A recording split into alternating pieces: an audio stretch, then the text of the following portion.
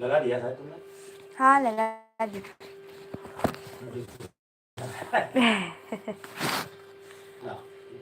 अरे रुकिए रुकिए।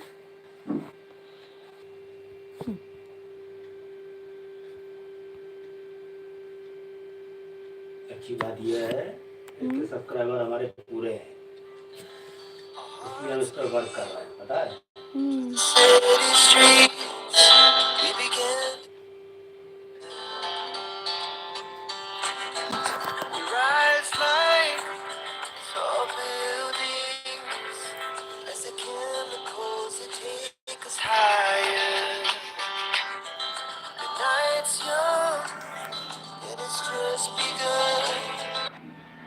Hello, my friends. This is Admin Sunny, and this is not the Stars Biography channel. This is Sunny's GK World. Now, in this video, I will going to tell you something very, very unique about a very, very fantastic friend of mine and a very fantastic and beautiful, gorgeous actress of Hollywood film industry. None other than Angelina Jolie. She is one of my favorite friends on earth, without any doubt. So many times we get in contact with each other on social media platforms like Thread and Facebook. But I respect this lady a lot. She is one of my favorite actresses. Not only actress, she is a very, very nice, kind, and loving and caring human being. That's what I have noticed in my friend Angelina. So in this video I will going to tell you about the uniqueness of this gorgeous actress Angelina Jolie. Angelina Jolie is often described as many things at once: an action heroine, a heartbreaker, a mysterious rebel, a humanitarian, and a woman who has constantly reinvented herself behind the glamorous image of the Tom Rider star lives a life filled with emotional turmoils, bold choices, deep struggles, and remarkable resilience. Her journey from a troubled childhood to becoming one of the most influential, you can see, a brilliant and talented woman in the world, is a story of transformation shaped by pain, courage, and self-discovery. Angelina Jolie was born on June 4, 1975 in Los Angeles, California, into a famous Hollywood family. Her father, John Wycott, was already a successful actor, and her mother, Marceline Bartlett, was also an actress. I am really sorry for that. If you have any pronunciation in dictating the words, it may not be like in the same way of American style, because I am not from America, keep in mind. Was also an actress who later sacrificed her career to raise her children. Jolie's birth brought immense joy to her father, who later recalled holding his newborn daughter and feeling that she looked very wise, like an old friend. These are few beautiful words by his father, told very wise like an old friend. Her godparents included well-known actors Jacqueline Bisset and Maximilian, and her extended family was filled with artists and performers, making acting almost inevitable. Despite this glamorous background, Jolie's early life was far from stable. Her parents' marriage fell apart shortly after her birth, mainly due to her father's decision when Angela was just 1 year old. Her parents divorced. That was the very bad patch of the life. I am sorry to say, but I don't like all this divorce and all. Once you got married, you have a child, it's your duty to perform the whole life with each other. Divorce is a dark spot in human's career. As per my choice, I am not interested for all these useless things. It means you are destroying your own life as well as others' life. So this is my rule. But the whole world cannot be motivated by my rule. This is my another rule. And her mother moved away with Angelina, and her brother James Heaven, while John Bogart's career continued to flourish. Marceline devoted herself entirely to raising her children, instilling them independence and emotional openness. Jolie grew up in a relatively liberal household, raised as a Catholic but never forced into strict religious practices.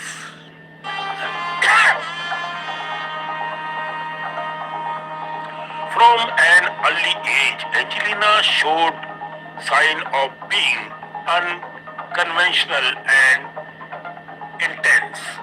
She openly spoke later about her early sexual curiosity and rebellious nature, describing herself as a child who constantly got into trouble. Movies played a major role in her childhood as her mother often took her to the cinema. This shared experience rather than her father's fame sparked Jolie's interest in acting. She loved dressing up, performing at home and staging little shows, often when her brother acting as the cameraman. Angelina made her first on-screen appearance at the age of 5 only in the film Lock-In to Get Out. Steered her father and mother, although the role was small, it marked the moves in the movie. Now, the thing is very important is that when the marked by emotional instability and troubling behavior, Jolie later admitted to being careless and even cruel with animals, a reflection of the inner chores she struggled with. She developed an unusual fascination with knives and weapons, an interest that began as Renaissance in safe, fair, and followed her into adolescence, sometimes with dangerous consequences. As a teenager, Jolie felt alienated and out of place, especially after returning to Los Angeles and attending Beverly Hills High School. Suddenly, surrounded by wealthy students, she felt like an outsider due to her family's modest income. She was teased for being thin and wayward and so on. Various types of words used that time, which I cannot dictate here, which deepened her sense of isolation. After early modeling attempt failed, she transformed to an alternative school where she embraced a punk identity, dressed in black, and moved slowly and surely, and openly rebelled against social norms. During his period, Jolie struggled deeply with her mental health. She experienced depression, self-harm, and destructive impulses, eventually seeking therapy and receiving a diagnosis related to social psychopathy and tendencies that time. Despite these challenges, her mother encouraged her to channel her emotions into acting. Jolie enrolled at the Lee Starberg Theatre Institute, where she studied method acting of 2 years, though she eventually left due to lack of experience. The training laid the foundation for her intense and immersive acting style. Jolie's early personal life was equally turbulent.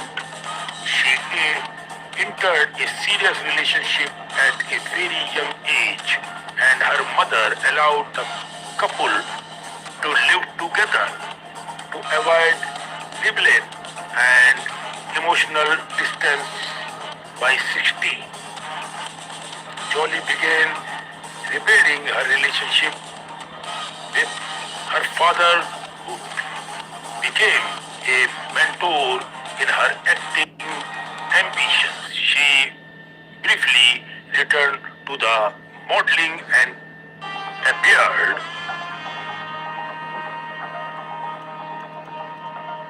in music video and student films, slowly building confidence and exposure.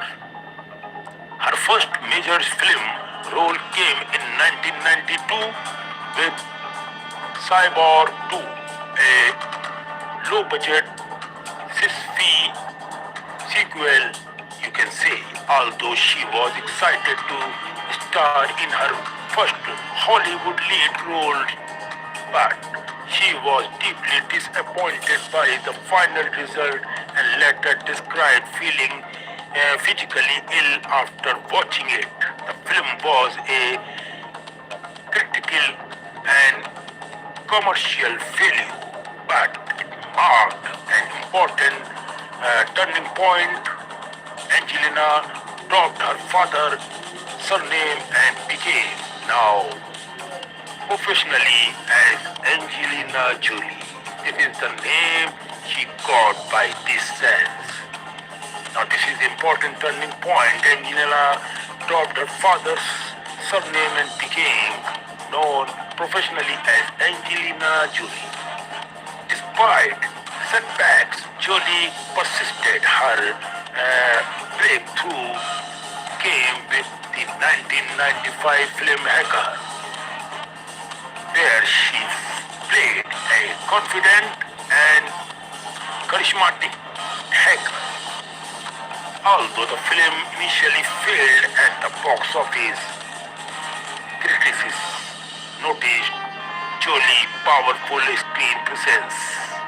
Around this time, she married her co-star Johnny Lee Miller in a highly unconventional blood wedding, where she wore black and wrote his name on her shirt in her own blood. The marriage was intense but short-lived, mirroring the emotional morality of her life at the time. Professionally, Jolie continued to grow through roles in films like Foxfire, where she portrayed a rebellious teenage leader, and later through television projects such as George Wallace. Her performance in George Wallace earned her critical acclaim and major award nominations, proving her dramatic abilities and capabilities. This success led to her casting in HBO's biological film Gia, where she portrayed troubled supermodel Gia Karendi. The role of Gia became a defining moment in Jolie's career. Drawing from her own struggles, she delivered a raw and haunting performance that stunned audience and critics alike.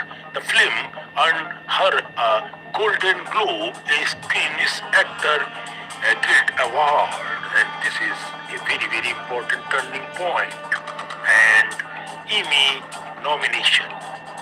It was both personal and professional breakthroughs, forcing Jolie to confront her demons while establishing her as a serious actress. As ultimate rise to global fame came, and Girl with Girl interpreted 1999, playing the violet and magical Lisa Raw. Jolie dominated the screen and stole focus from the film lead. Her performance earned her the Academy Award for Best Supporting Actress, along with multiple other honors. At just 24 years old, Angelina Jolie had reached the peak of the Hollywood recognitions. That's beautiful. This is the quality of this great lady and my best friend ever. Through fame, or controversy, intense media security, and public misunderstandings, it also marked the beginning of Jolie's transformation from a troubled teenager and self-destructive young woman. She evolved into a globally respected actress and humanitarian, and her later work as a goodwill ambassador, her advocacy for refugees, and her dedication for the human beings causes would redefine her public image entirely. Angela Jolie's life story is not one of simple success but of constant struggle throughout the life, and with a heavy, high quality courage in Angela I saw myself right now. She is a brilliant, talented and courageous woman on earth. And as a friend, I promise her, if whenever she looks by this video, I am with you, my lovely friend. Her journey proves that even the most broken beginnings can lead to a profound purpose, and that true strength often comes from facing one's darkest moment head on. So don't you worry, you have to struggle your life. Life is never easy for anyone. So this is some story and realities about this beautiful, gorgeous, talented friend of mine. I salute to this gorgeous, talented friend, Not only because she is a Hollywood great actor. Oh, no, no, no. I appreciate because I know her somewhat as a good human being, caring, loving, and thinking woman. She is what I have noticed as a friend of Angelina. Love you, love you, love you. One more thing. The people, the person, the lady, the girls who feels that marriage is all everything, you are wrong. Care, feelings, wait for a good friend who takes you on and on with strong remarks and who touches you, who stops you if you do something wrong is a true and pure love. That's what I have for Angelina Jolie. God bless you and always with you. Love you, madam. Thank you, and it's sunny here.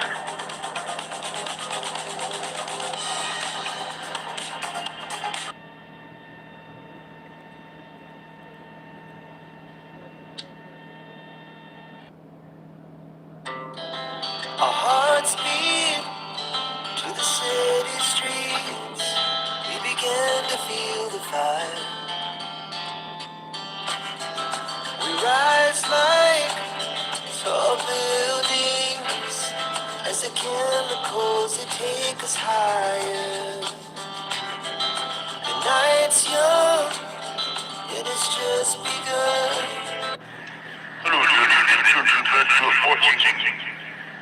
It's some music word. I am Anthony, making disclaimer from my side that this is the video I have created only for educational and promotional use, so that a visitor, a fan can gain more knowledge for the world. That's the concluding video, man. Geography of Spain. The history of Spain, from ancient civilizations to modern democracy. Spain's long and eventful history is the product of many civilizations. Iberians, Celts, Romans, Visigoths, and Moors, each leaving behind enduring cultural, architectural, and linguistic influences. Over thousands of years, Spain transformed from a prehistoric land of tribes into one of the greatest empires in world history. Later experiencing decline, dictatorship, and finally a return to democracy in the 20th century. Prehistoric and early civilizations. Archaeological discoveries in Spain show evidence of human habitation dating back over 1 million years. The Atapuerca caves in northern Spain. Hello friends, I am Admin Sunny and you are watching Sunny's GK World. In this unique video, I want to concern something very, very unique about the Mahabharata, the very, very important mythological book, worship book of Hindus. In interpretation of the overall connection between the Mahabharata, Russia, and future prospects included in this video. Before starting this video, I request you once again, so that you never miss the upcoming videos from our side regarding various types of different knowledge about the fact which a normal person doesn't know about. Imagine being told that an ancient Indian epic like the Mahabharata secretly mentions a modern nation such as Russia, and that this reference appears to telling uncanny with today's geopolitical realities. Would you dismiss it as coincidence or consider the possibility that ancient seers encoded future visions in symbolic language that we are only now being to interpret it? This idea forms the foundation of a growing narrative that links Hindu scriptures, propitious and modern global conflicts. This decision is not meant to glorify any nation or promote fear, but to explore a belief system that calms religion, wars, and destiny stand on the same timeline. According to this view, when the bird descends into jaws, one northern land covered in snow and cold remains standing even after global destructions.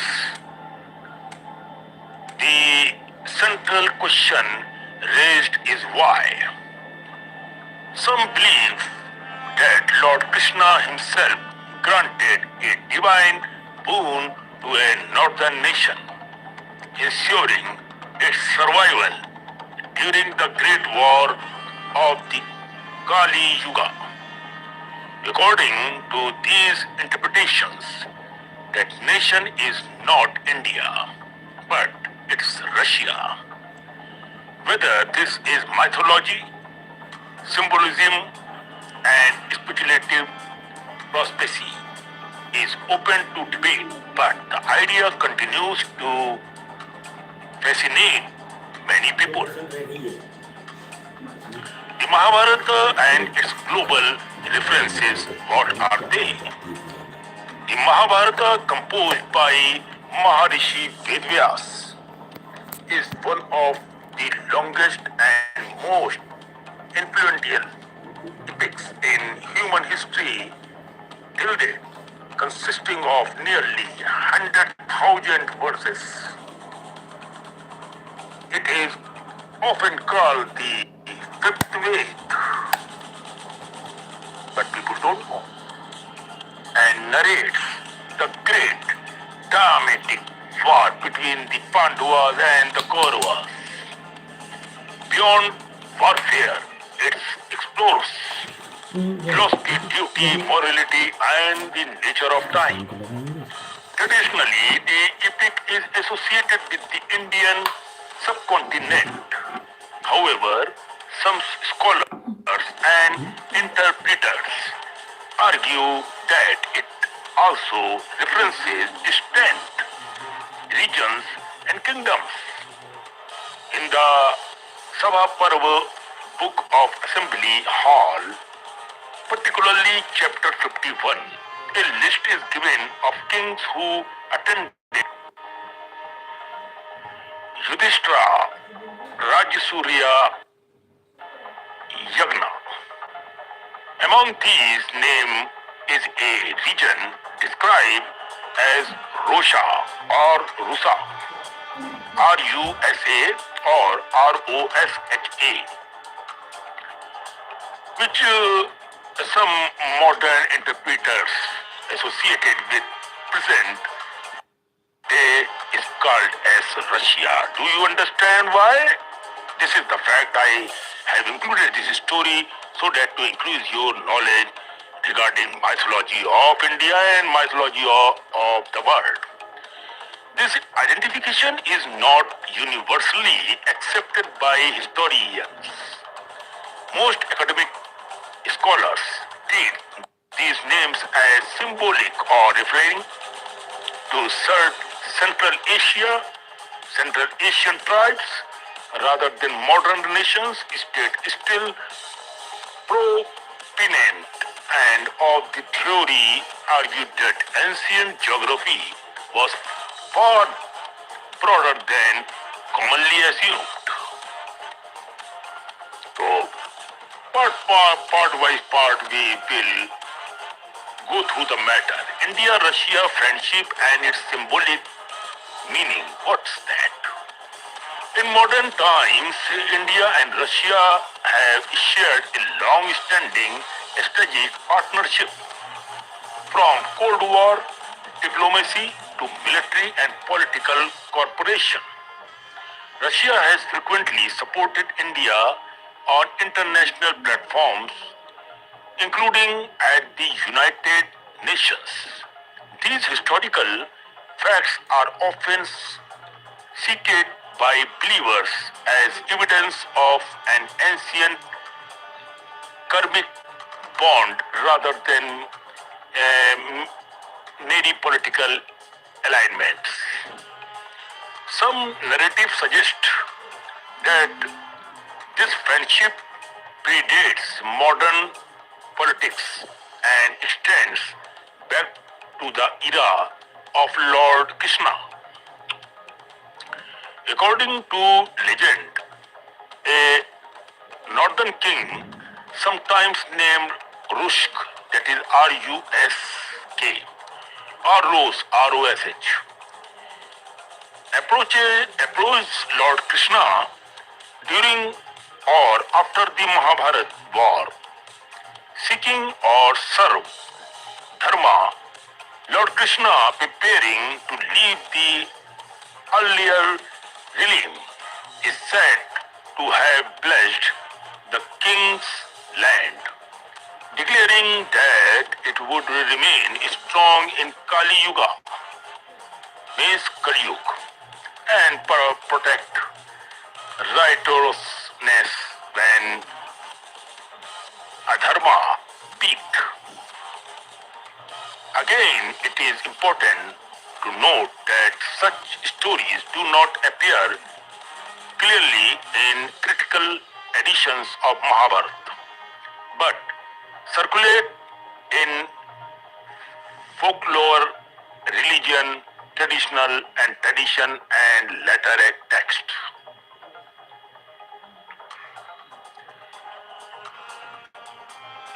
Bhavishya Malika and apocalyptic books, what they said. A major cause fueling these beliefs is the Bhavishya Malika, a prophetic text attributed to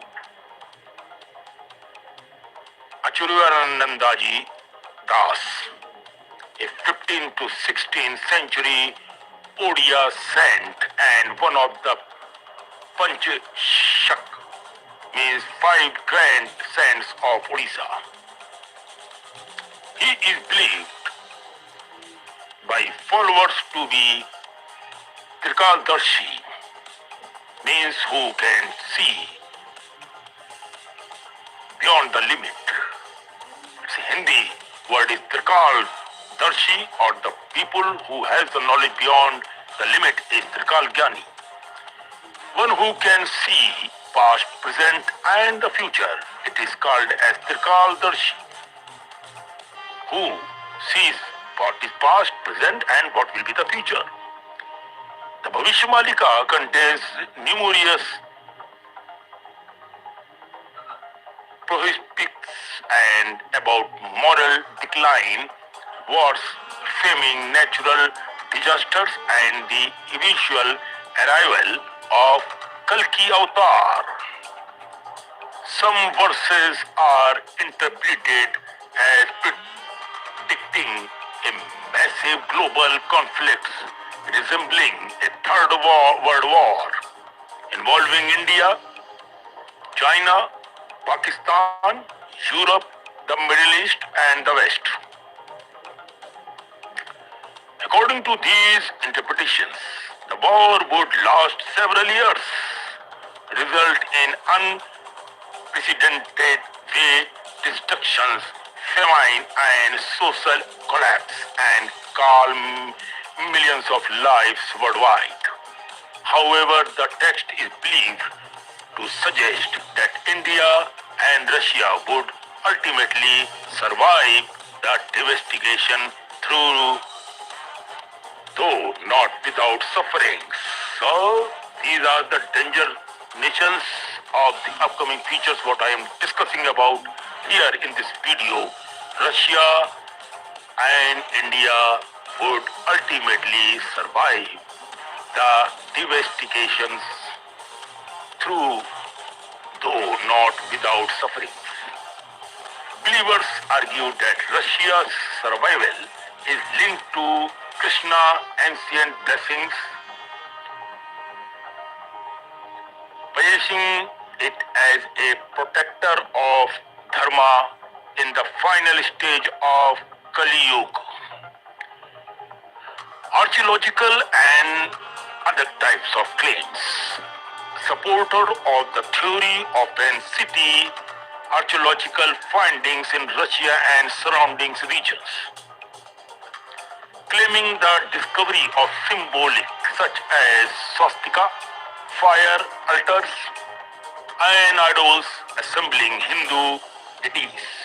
They also point to linguistic similarities between Sanskrit and Slavic languages, suggesting a shared Indo-European root.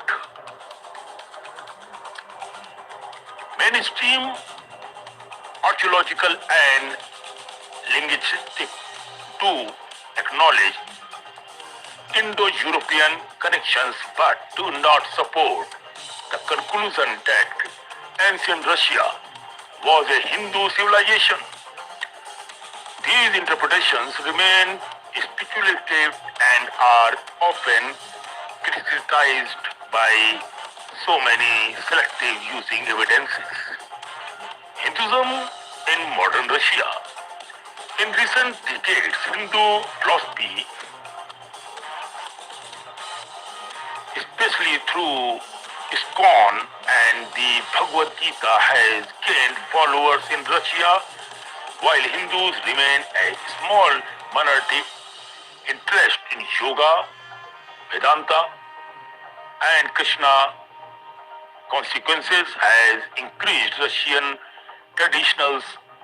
tradition and towards the view of Bhagavad Gita are widely read not only by Hindus but also by spiritual seekers. Some enthusiasts interpret this culture interest as fulfillment of prophecy. However, from an academic perspective, this trend is better understood as part of global spiritual exchange rather than religious transformation of a nation. Now, what is the conclusion at the last? That is very, very important. Conclusion, faith, symbolism, and the future. The idea that Russia was blessed by Lord Krishna and destined to play a major role in the end of Kali Yuga exists at the intersection of faith, mythology, prophecy, and modern geopolitics. For believers, ancient texts are not merely stories but coded timelines of humanity's faith for sketchbook. These interpretations reflect symbolic thinking applied to contemporary anxiety. What is certain is that ancient sculptures like the Mahabharata and texts such as the Malika continue to influence how people interpret the present and imagine the future. Whether these prophecies are destiny or metaphor remains an open question right now.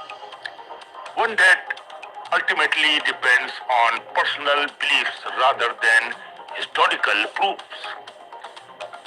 If everything is already written, the final question remains, are we moving blindly towards fate, or do we still have the power to choose a different path? Depends on you, what you choose. So this is the story which I took for my fans and friends around the globe. Please hit the subscribe bell and like below this video so that you never miss the upcoming mythological or different type of stories on Sunny GK World. Keep supporting and also follow my Facebook page, Instagram, thread, and our videos are also launched on Daily Motion channels. You can see you will get somewhere there on Daily Motion sites, and also we are launching Telegram channel very soon. So till then, take care. Bye bye. Love you all.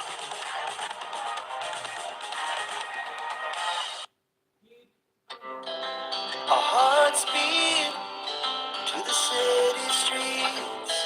We began to feel the fire. We rise like tall buildings as the chemicals they take us higher. The night's young, it has just begun.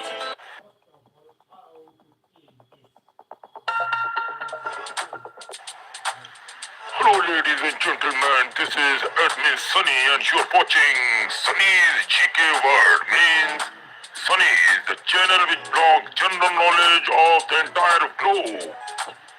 Now, this is a very beautiful and a very important video for those who are interested to know something more about the world.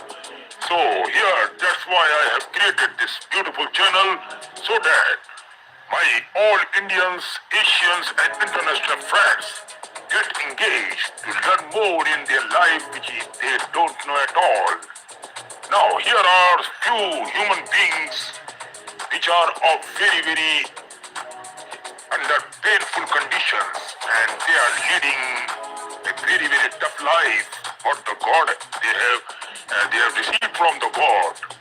Now here I will going to talk about a woman who lives in water. Her name is Aruna Ghosh from India. Who is Aruna Ghosh? Aruna Ghosh from West Bengal suffers from a rare and painful medical condition. Whenever the wind blows, her entire body experiences unbearable pain. This is her very deep problem. As if her skin is burning, like she feels that her skin is burning in a fire. To get relief, she spends nearly 14 hours a day submerged in a nearby lake near to the house. The water soothes her pain, allowing her to survive. Because of her poor financial situation, the conditions are not like that, so she can able to take a proper treatment for the problem. Now she cannot afford hospital treatment even, and instead depends on the lake for comfort. Her life is a heartbreaking example of human tolerance against extreme sufferings. Now who is number 2? The world's dirtiest man, Amu Haji from Iran. Amu Haji from Iran became world famous for his unusual lifestyle. He reportedly lived to be around 87 years of age right now. Though the text says 181 and had not bathed since 1954. Since 1954, he has not taken any bath. Now this is very ridiculous to watch and listen about this. More than 60 years man, he has not taken bath. He feared that bathing or coming into contact with water would make him sick, so he avoided it completely. This is a human mentality when in problem. Layers of dirt covered his body, man. He also hated fresh food and water. Instead, he drank animal urine and ate decayed meat. To trim his hair, he would burn it using fire rather than cutting it and using water somewhat. He preferred to sleep and in dirty surroundings. His strange habits made him known as the world's most dirtiest man ever. Now, here comes number 3. The man who lives in an iron lung, Paul Alexander, USA. Paul Alexander from USA. Actually, Paul Alexander is from Texas, USA. Contracted polio when he was 6 years of age. The disease paralyzed his lungs, leaving him unable to breathe naturally since the year 1950s. He has lived inside an iron lung, a large metal machine that helped him to breathe. For over 70 years, Paul has lived inside this device. He studied, became a lawyer, and even wrote a book of all while being confined to the medicine. His story is one of extraordinary perseverance and adaptation to a mechanical life. Now here comes number 4, the man who lives in a swamp. Now he is Miguel Restra from Colombia. Now Miguel Restra, a former drug addict from Colombia, decided to live in a sewer tank with his wife and dog. The sewer, just 3 meters long, has become their home for over 20 years now. He once lived on the streets and struggled with addictions. When he decided to quit drugs, his family and friends abandoned him, left with no money or home. He made the sewer his shelter. Inside, he has built a small kitchen, an oven, a TV, and even electricity. He decorates his home during festivals, proving that happiness does not always depend on luxurious life or from palace or from any well-cemented house.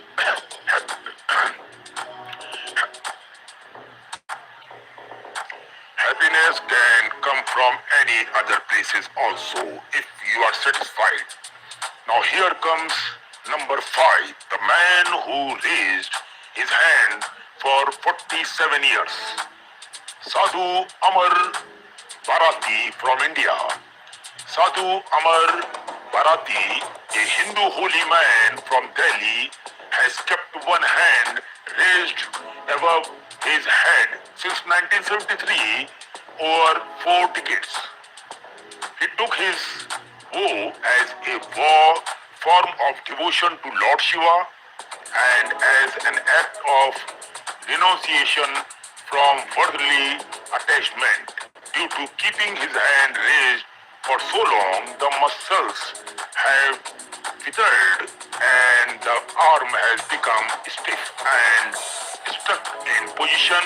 It's a painful but powerful symbol of his faith and spirituality towards Lord Shiva. Now here comes number 6, the man who has not cut his hair in 50 years. Since 50 years, he has not cut out his own hairs. Tran Van He from Vietnam. Tran Van He from Vietnam avoided cutting his hair for 50 years because he believed he would fall ill or may die if he did it. Very, very ridiculous all these things to hear that if you cut your hair you may die. What type of thinking is this? Over time, his hair grew into a huge coiled bun, measuring several meters long and weighing several kilograms now. His fear of bad luck turned into a record-breaking achievement. He became known as the man with the longest hair in the world. Wow! Now, on number 7 comes another gentleman, the man who has not eaten or drunk anything for 70 years. Prahlad Jani from India. Prahlad Jani, a holy man from Gujarat, claimed that he did not eaten or drunk anything for over 70 years now. Man is terrific. He believed that divine energy and air were enough to sustain him.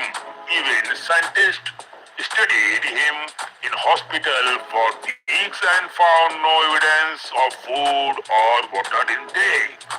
This is the proof of what you are voting for.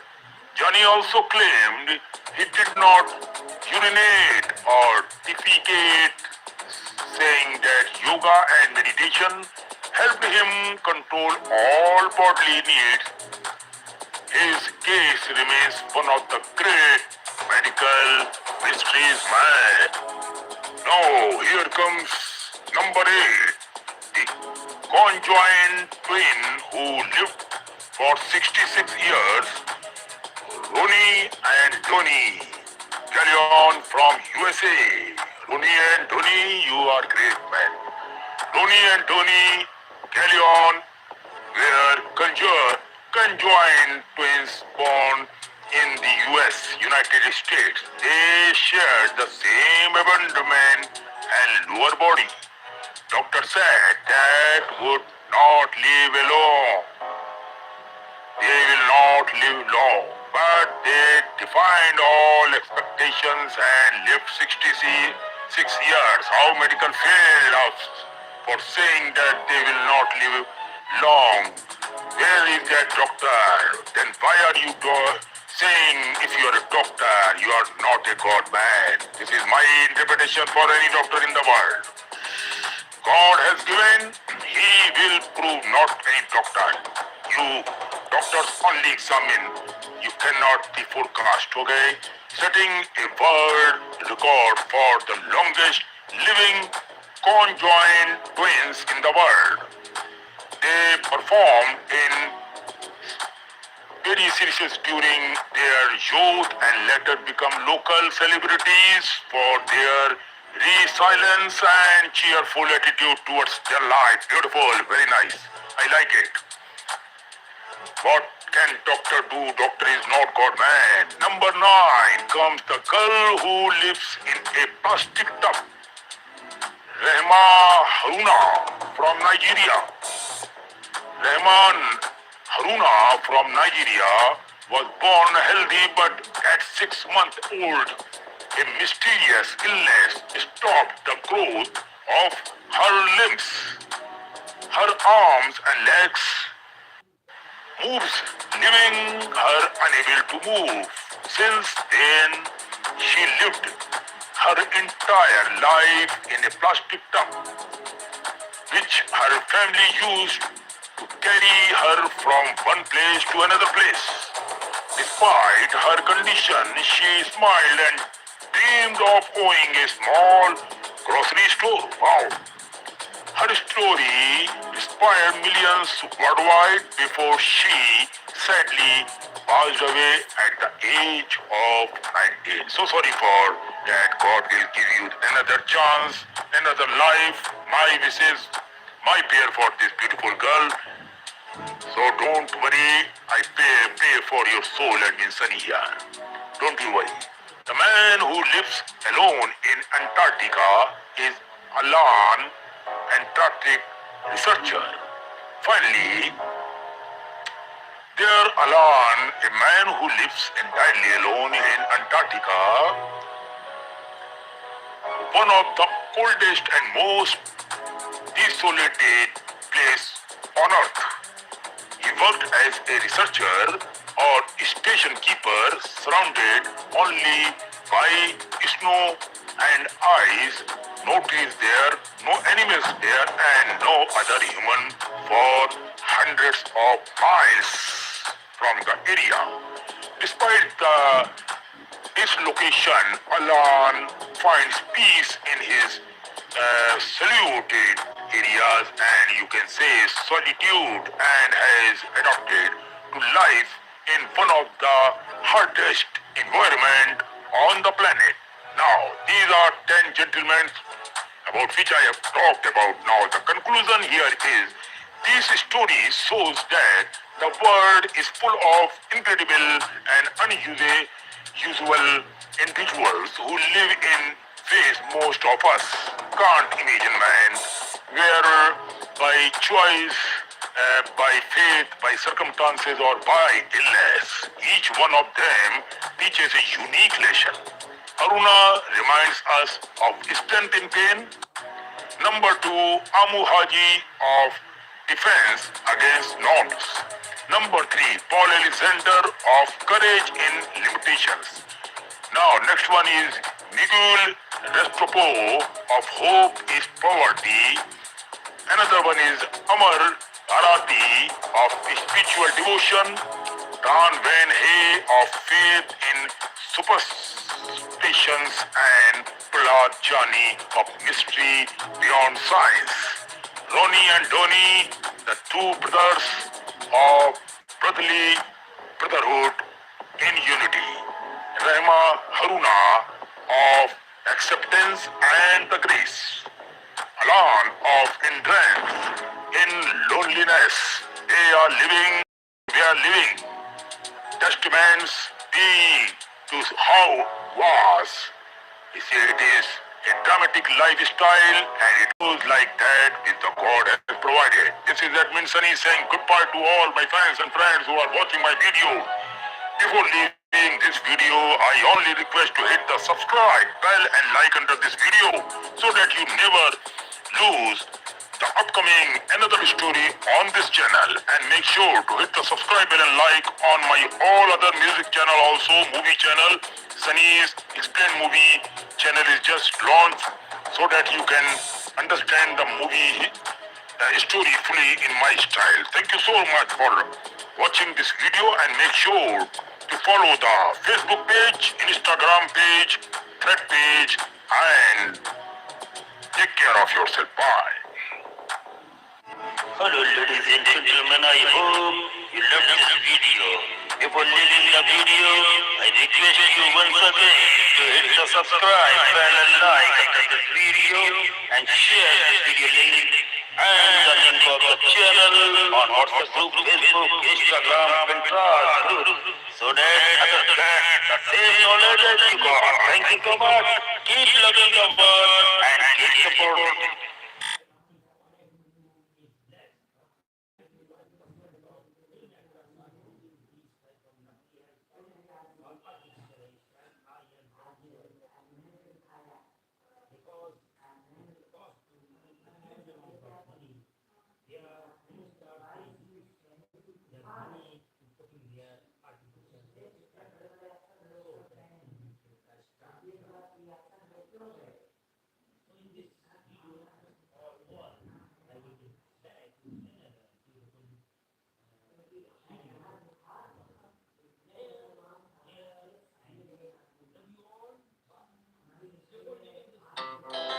Our hearts beat to the city streets.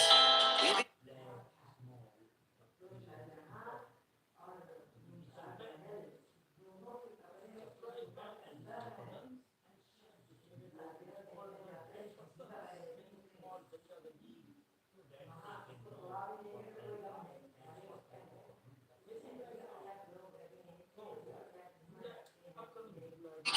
to feel the fire. We rise like tall buildings as the chemicals they take us higher.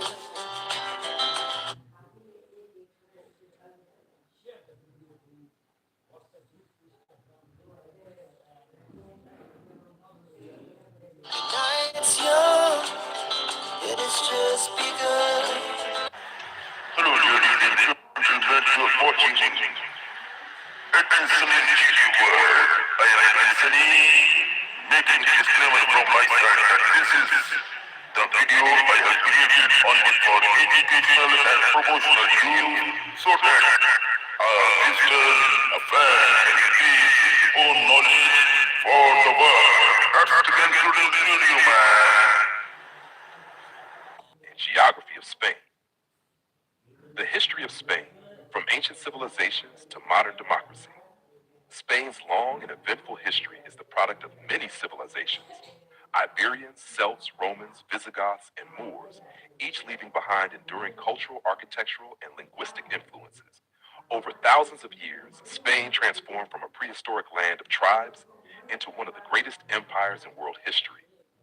Later experiencing decline, dictatorship, and finally a return to democracy in the 20th century. Prehistoric and early civilizations. Archaeological discoveries in Spain show evidence of human habitation dating back over 1 million years. The Atapuerca caves in northern Spain contain stone tools from nearly 1.4 million years ago, making them among the earliest traces of Homo species in Western Europe. Around 35,000 years ago, modern humans, Cro-Magnons, entered the Iberian Peninsula from northern regions, leaving behind striking cave paintings in Altamira, estimated to be about 15,000 years old. During the Neolithic and Bronze Ages, settlements such as Las Milares and El Argar flourished in eastern Spain, showcasing early social organization and metallurgy. Around 2500 BCE, nomadic tribes from the corded ware culture migrated into the peninsula, introducing new technologies, forced domestication, and possibly replacing much of the local male population, as suggested by modern DNA studies. Before the Roman era, the Iberian Peninsula was home to diverse groups. Iberians in the east, Celts and Celtiberians in the north and interior, Tartessians in the southwest, Lusitanians in the west, and Basques in the Pyrenees. Meanwhile, seafaring traders from the Phoenician, Greek, and Carthaginian civilizations established colonies along the coast, beginning around 1100 BCE. The Phoenicians founded Gadir, modern Cadiz, one of the oldest continuously inhabited cities in Europe. The Greeks later established Emporium, modern Empories, around 575 BCE, while the Carthaginians, successors of the Phoenicians, expanded their control during the 3rd century BCE, making Carthago Nova an important center. Roman conquest and legacy. The Romans entered Spain during the Second Punic War, 218 to 201 BCE, fighting Carthage for dominance of the Western Mediterranean.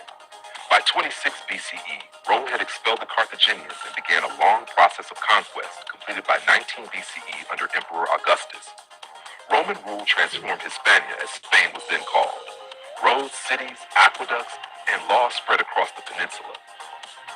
Latin became the dominant language, evolving over centuries into the modern Romance languages: Castilian, Spanish, Catalan, Galician, and others.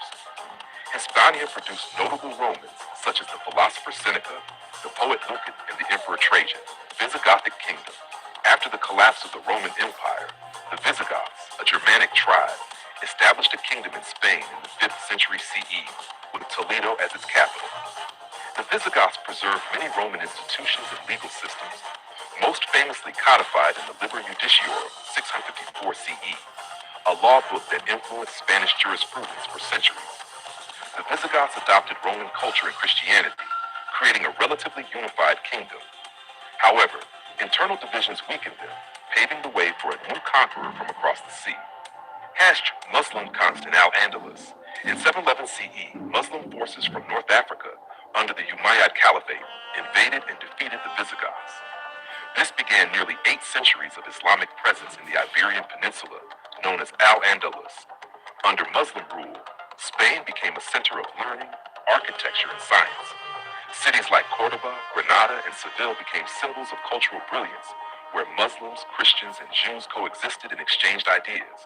However, political unity did not last. By the 11th century, Al-Andalus fragmented into small Taifa kingdoms, making it vulnerable to attacks from northern Christian states. The Reconquista, Christian reclamation of Spain. The Reconquista, or Reconquest, was the centuries-long campaign by Christian kingdoms in the north to reclaim land from Muslim rulers. Key victories, such as the capture of Toledo in 1085 and the decisive battle of Las Navas de Tolosa in 1212, gradually turned the tide. By 1250, only the Kingdom of Granada remained under Muslim control. Finally, in 1492, Granada fell to the joint forces of King Ferdinand of Aragon and Queen Isabella of Castile, completing the Reconquista. That same year, 1492, marked two other historic milestones: the expulsion of Jews from Spain and Christopher Columbus's voyage to the Americas, which launched the Spanish Empire. The rise and fall of the Spanish Empire. The late 15th and 16th centuries were Spain's golden age. Spain became a global superpower with vast colonies across the Americas, Asia, and Africa.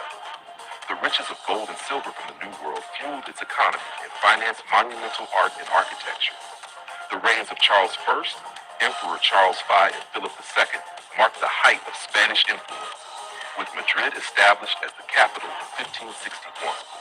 However, this dominance also led to military overstretch and costly wars. In 1588, Spain's Armada failed to invade England, signaling the beginning of decline. Throughout the 17th century, wars. Hello ladies and gentlemen, I hope you loved this video. If you're liking the video, I request you once again to hit the subscribe button and like this video and share this video link and the link of the channel on WhatsApp group, Facebook, Instagram, Pinterest group, so that others get the same knowledge as you got. Thank you so much. Keep loving the world and keep supporting.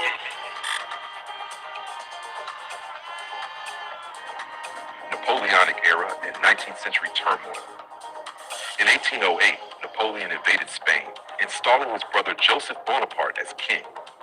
Spanish resistance, supported by Britain, led to the Peninsular War, one of the bloodiest chapters in Spanish history. The war devastated the country, but fostered a sense of national identity. The liberal Constitution of 1812, drafted during this period, marked Spain's first experiment with constitutional monarchy. However, the 19th century remained unstable, with power alternating between monarchies, republics, and dictatorships. Spain also suffered massive colonial losses. By the 1820s, most of its American colonies had gained independence. The final blow came with the Spanish-American War of 1898, when Spain lost its last major colonies, Cuba, Puerto Rico, and the Philippines. 20th century, dictatorship and democracy. The early 20th century brought more upheaval. King Alfonso III faced growing unrest, leading to the establishment of the Second Spanish Republic, 1931 to 1939.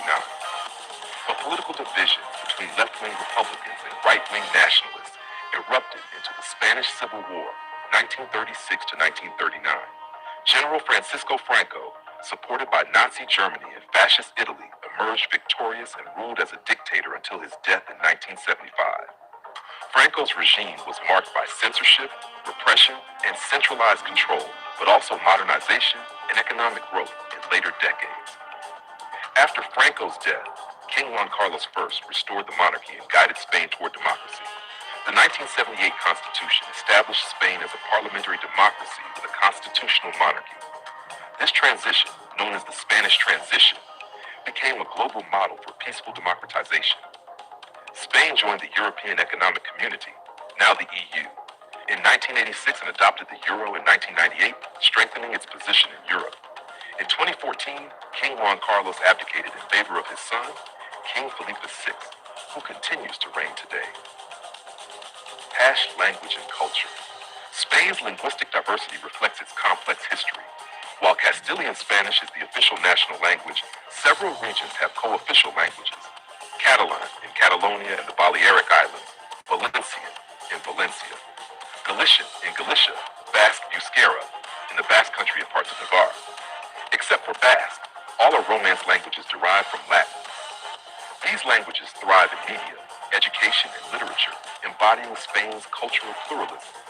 The roots of Spanish literature trace back to the Cantada de Nino Cid, the oldest epic poem in Castilian. The 13th century saw the rise of universities in León, Salamanca, and Valencia, helping shape Spain's intellectual heritage. Later, in 1492, Antonio de Nebrija published Gramática de la Lengua Castellana, the first grammar of any modern European language, a testament to Spain's cultural leadership. Geography and climate. Spain's geography contributes to its climatic diversity. The Pyrenees and Cantabrian Mountains influence weather patterns, separating humid northern regions from the drier central plateau or meseta. Northern Spain, Galicia to Catalonia, enjoys a maritime climate, mild and rainy year-round. Central Spain experiences continental Mediterranean conditions, hot summers and cold winters. Southern Spain, including Andalusia, has semi-arid to subtropical climates, while the Canary Islands enjoy an Atlantic subtropical environment. This climatic variety allows Spain to produce diverse crops, from northern vineyards to southern olive groves, and supports tourism across beaches, mountains, and cultural landmarks. Ethnic composition in society. Over centuries, waves of settlers and conquerors, Celts, Romans, Visigoths, Arabs, and others, shaped Spain's population. Modern Spaniards are thus a rich blend of Mediterranean, European, and North African ancestry. Today, Spain is known for its cultural vibrancy, regional autonomy, and historical pride. Its architecture, from Roman ruins to Moorish palaces, languages, and traditions illustrate a nation built on layers of history. Resilient, diverse, and deeply influential in the shaping of the modern world. In summary, Spain's story is one of conquest and coexistence, decline and rebirth. From prehistoric cave dwellers to a democratic European power, its journey reflects the dynamic interplay of cultures that forged one of the most fascinating nations in human civilization. 1,210 words. Hello ladies and gentlemen, I hope you love this video. Before leaving the video, I request you once again to hit the subscribe button and like this video and share this video link and the link of the channel on WhatsApp group, Facebook, Instagram, Pinterest, so that others get the same knowledge as you got. Thank you so much. Keep loving the world and keep supporting. Our hearts beat to the city streets. We began to feel the fire. We rise like tall buildings as the chemicals they take us higher. The night's young, it has just begun. Hello ladies and gentlemen, you are watching Edwin Sunil GQ World. I am Edwin Sunny, making disclaimer from my side that this is the video I have created only for educational and promotional use, so that a visitor, a fan can increase his own knowledge for the world. Let's begin today's video, man.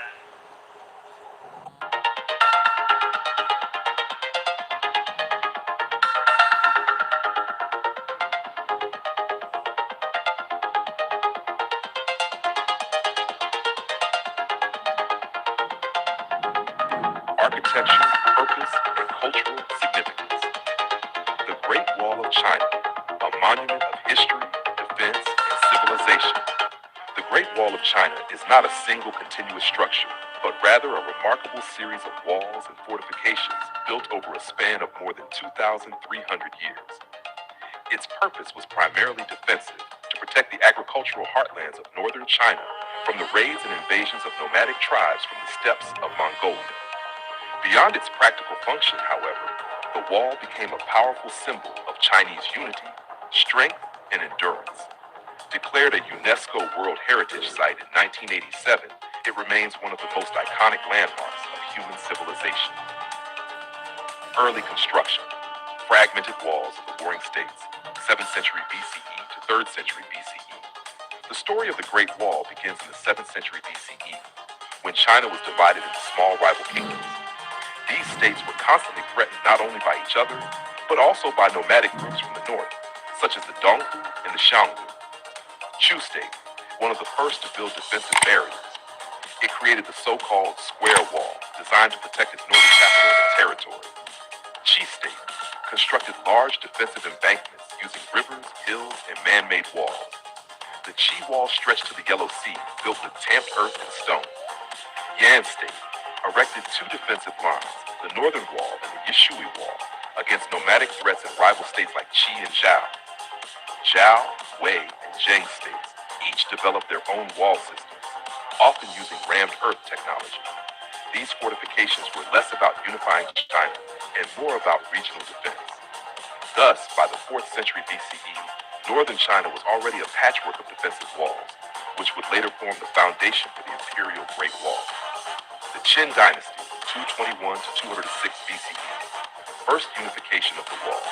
When Qin Shi Huang, the first emperor of China, unified the warring states in 221 BCE, he faced the challenge of securing his northern frontier from the fearsome Xiongnu. He ordered General Meng Tian to connect and extend the existing walls of Yan, Zhao, and Qin into a single defensive system. This created what was known as the 10,000-night wall, about 5,000 kilometers. The construction relied on rammed earth, stones, and forced labor. Millions of conscripted peasants, soldiers, and prisoners worked under harsh conditions. Countless lives were lost. Although this Qin wall was monumental, it quickly fell into disrepair after the dynasty collapsed in 206 BCE. Still, Qin Shi Huang set the precedent for future dynasties to maintain and expand the wall. The Han Dynasty, 206 BCE to 220 CE, the Wall and the Silk Road. The Han Dynasty, especially under Emperor Wu, 141 to BCE, revived the wall to defend against the Xiongnu and to protect the emerging Silk Road trade network. Construction stretched westward across Gansu and Xinjiang, reaching as far as Lapner. New techniques included beacon towers every 5 li, about 2 kilometers, watchtowers every 10 li, and garrisons every 30 li.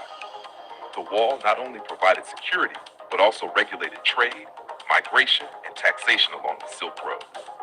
During this time, the wall became both a military barrier and an instrument of economic control.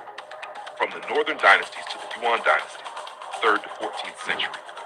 Over the next 1,000 years, different dynasties modified and repaired the wall depending on military needs.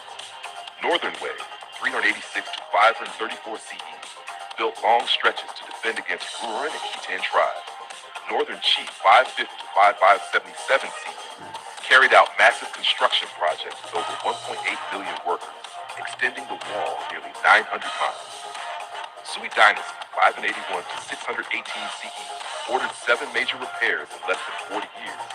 Tang Dynasty, 618 to 907 CE, largely abandoned the wall because China had expanded far beyond it and defeated the nomads militarily. Song Dynasty, 60 to 1279 CE, faced constant threats from the Liao and Jin, but lacked resources to fully restore the wall. Yuan Dynasty, 1206 to 1368 CE. The Mongols controlled all of China and saw little use for the wall, though they maintained certain passes for commerce and rebellion control. By the end of the Yuan period, the wall was in ruins, awaiting its greatest reconstruction under the Ming. The Ming Dynasty, 1368 to 1644, the wall we know today. When the Ming Dynasty came to power after expelling the Mongols, they faced the constant danger of renewed invasions. Thus, they launched the most ambitious rebuilding of the Great Wall. Materials and techniques. Unlike earlier dynasties that relied on rammed earth, the Ming used bricks, cut stone blocks, and mortar reinforced with sticky rice. This made the wall far stronger and more durable. Design. The wall averaged 26 feet, 7 to 8 meters high, with a width of 21 feet at the base and 19 feet at the top. Watchtowers, beacon towers, and fortified passes such as Zhuangguan and Shanhaiguan strengthened its defense. Strategic gates. Zhuyang Pass, near Beijing, was among the most crucial, protecting the capital from northern invaders. Dual walls. In many places, the Ming built inner and outer walls, creating layers of defense. It is estimated that over 8,000 miles, 13,000 kilometers of walls, including natural barriers, towers, and trenches, were maintained during the Ming. Much of what tourists see today, battling Mutianyu Scimitar, dates back to this era. Qing Dynasty, Qing 1644 to 1911, decline of the wall. The Manchu rulers of the Qing Dynasty did not emphasize the wall as much as the Ming. Instead, they followed a strategy of diplomatic integration and alliances with Mongols and Tibetans. As the empire expanded deep into Central Asia, the wall lost much of its military significance. It gradually decayed, though certain sections were repaired for local defense and symbolism. Has structure and features of the Great Wall. The wall was not simply a single barrier. It was a complex military system with several components. 1. Walls, constructed from local materials, tamped earth in deserts, stone in mountains, bricks near cities. Heights range from 15 to 30 feet, wide enough at the top for soldiers and horses. 2. Watchtowers, built at regular intervals for surveillance and signaling. 3. Beacon towers, used for communication through fire signals by night and smoke signals by day. 4. Passes and fortresses, strategic strongholds like Jaiguan, the western end, and Shanhaiguan, the eastern end, known as First Pass Under Heaven. 5. Moats and ramps, added in some regions for extra protection. This integrated system allowed China to monitor movement, respond quickly to invasions, and regulate commerce. Purposes of the Great Wall. The wall served multiple roles across centuries. 1. Defense. Its primary function was to protect China from northern nomadic invasions, particularly from the Xiongnu, Mongols, and other steppe tribes. 2. Border control. Controlled immigration, and smuggling. It also allowed the Chinese Empire to collect tariffs on trade along the Silk Road. 3. Symbolic power. It projected Chinese authority, discipline, and the idea of a unified empire. Even when militarily less effective, it remained a psychological barrier. Cultural significance in mythology. The Great Wall has long been a symbol of Chinese culture. Legend. The story of Meng Jiangyu, whose tears collapsed a section of the wall when her husband died during construction, reflects both the suffering of the laborers and the human cost of the project. Symbolism. By the 20th century, the wall became a national icon, representing resilience and pride. Mao Zedong famously declared, "He who has not climbed the Great Wall is not a true hero." Tourism. Today, reconstructed sections like Badalin attract millions of visitors annually. Preservation and challenges. Despite its fame, large portions of the wall have increased. UNESCO Heritage 1987 gave it global recognition. Restoration projects at Mutianyu, Simitai, and Jiayuguan have revived major sections.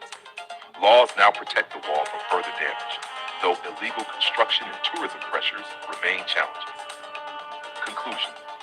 The Great Wall of China is far more than just an ancient barrier. It is a living chronicle of Chinese history, stretching across dynasties, cultures, and landscapes. Built through the sweat and sacrifice of millions, it embodies the themes of defense, unity, endurance, and identity. From its fragmented beginnings in the Warring States to the grandeur of the Ming Dynasty, the wall reflects the evolution of Chinese civilization. While it could not always stop invasion, it stood as a line of resistance, a regulator of trade, and a symbol of cultural pride. Today, the Great Wall continues to inspire awe as one of the greatest architectural achievements in human history.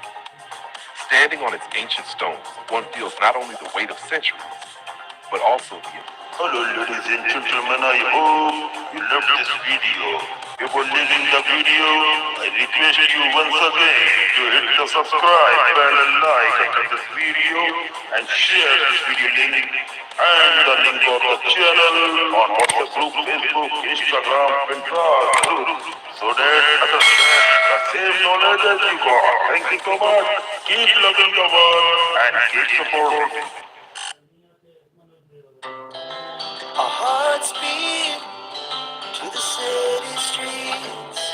We began to feel the fire. We rise like tall buildings as the chemicals that take us higher.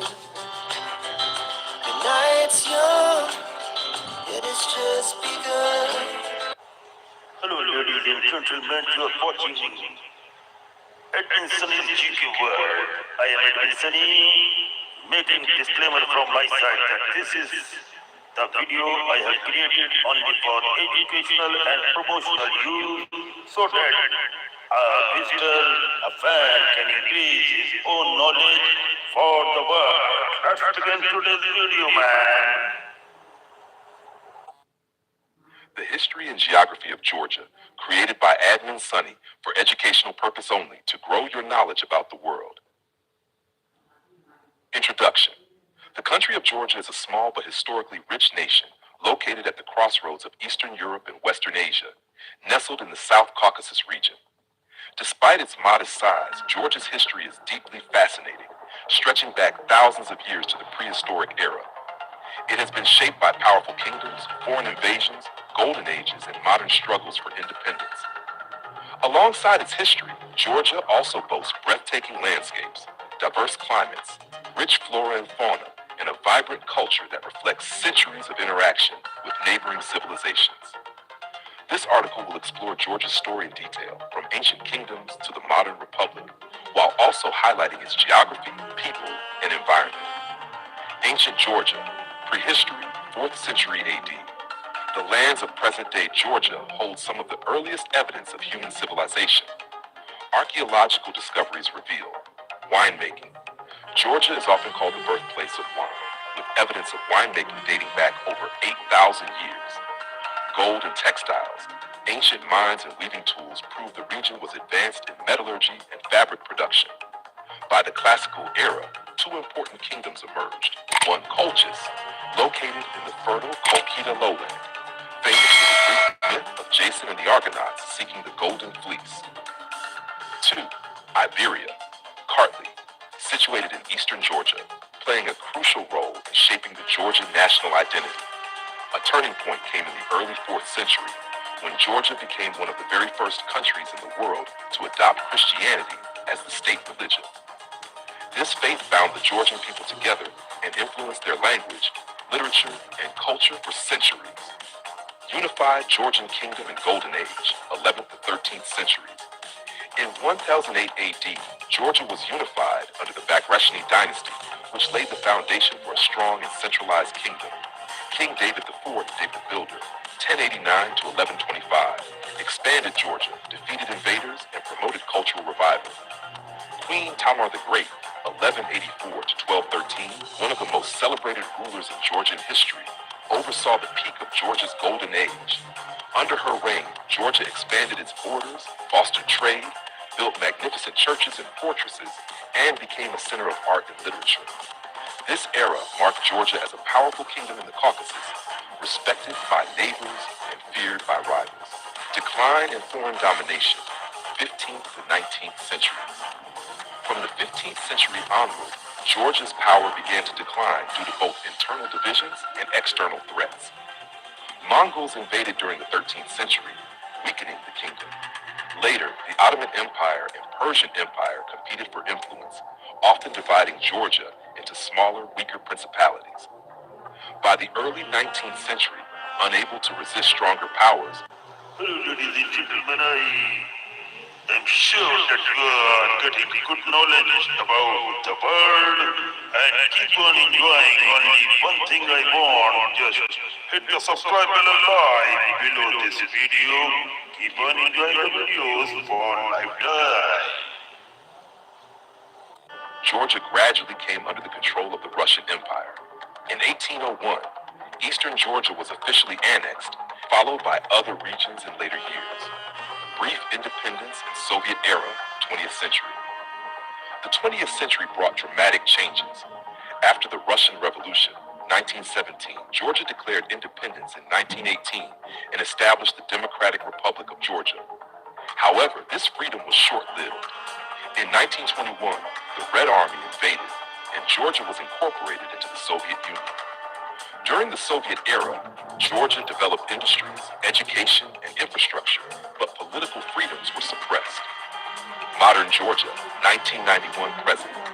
As the Soviet Union collapsed, a strong independence movement emerged in Georgia. On April 9, 1991, Georgia declared independence. Since then, the country has faced significant challenges. Internal instability in the 1990s, conflicts with Russia, particularly in Abkhazia and South Ossetia, regions that remain disputed to this day. Despite these challenges, modern Georgia has rebuilt itself as a democratic nation, aiming for closer ties with Europe and the West while preserving its unique traditions. Physical geography of Georgia. Although small, Georgia's geography is incredibly diverse. Relief and terrain. Colchida lowland, west, fertile plain, historically Colchis, rich in agriculture. Caucasus Mountains, north, snow-covered peaks, natural defense barrier. Lesser Caucasus, south, rugged highlands. More than one-third of Georgia is covered with forests, while rivers and gorges create dramatic landscapes. Climate. The climate varies by region. Western Georgia, subtropical, with warm winters and heavy rainfall, 40 to 100 inches annually. Eastern Georgia, more continental, with drier winters and hotter summers. High mountains, alpine climate, with snow and ice year-round above 11,000 feet. Soils, the Coquita lowland has rich alluvial soils, perfect for crops like citrus and tea. Mountain soils support forests and pastures, while eastern steppes favor wheat and grapes. Plant and animal life. Georgia's biodiversity is remarkable. Flora, oak, chestnut, beech, alder, fir, ash, linden, apple, pear, rhododendron, and citrus. The western forests are especially lush, with eucalyptus and evergreen shrubs. Fauna, mountains, goats, Caucasian antelope, black grouse, and eagles. Forests, wild boars, bears, wolves, lynx, jackals, and deer. River seas, trout, sturgeon, and black sea fish. This blend of ecosystems makes Georgia a haven for both wildlife and agriculture. People of Georgia. Georgians call their country Sakartvelo and themselves Kartvelo. The word Georgia comes from the Persian term gorge. About 80% of the population are ethnic Georgians. Minorities include Armenians, Russians, Azerbaijanis, Ossetis, Greeks, and Abkhazians. Georgia's rich ethnic diversity reflects its position at the crossroads of Europe and Asia. Conclusion. The history and geography of Georgia offer a perfect example of how a small country can have a vast and influential past. From the ancient kingdoms of Colchis and Iberia, through its Christian heritage, the Golden Age under Queen Tamar, centuries of foreign domination, and its modern struggles, Georgia has maintained a strong national identity. Its landscapes, ranging from Black Sea shores to snowy Caucasus peaks, add natural beauty to its cultural wealth. The Georgian people, known for their resilience and hospitality, continue to build their future while respecting their past. Thus, Georgia is not just a country on the map, it is a land of legends, endurance, and extraordinary diversity. Word count, 1007. Would you like me to also... Hello ladies and gentlemen, I hope you love this video.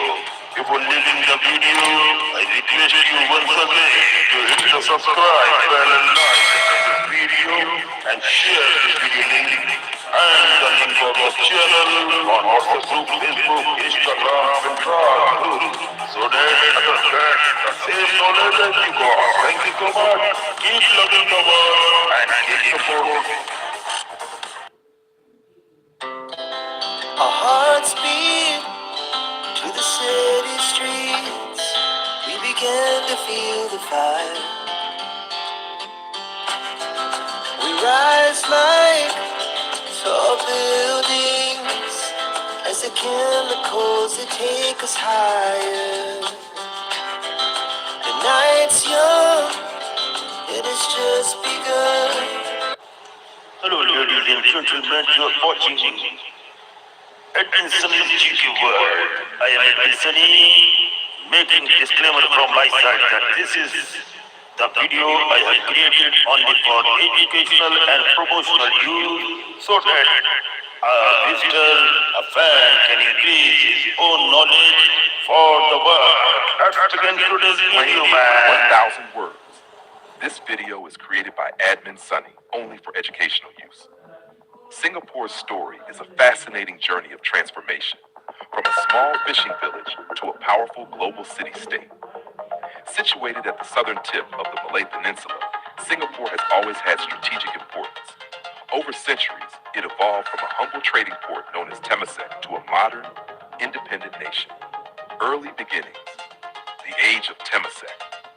Before Singapore became known by its current name, it was referred to as Temasek, a Javanese word meaning sea town. It was already a significant maritime trading hub by the 13th and 14th centuries. Historical records and archaeological evidence show that the island had a thriving settlement. It served as an outpost for the Srivijaya Empire, a powerful maritime kingdom based in Sumatra.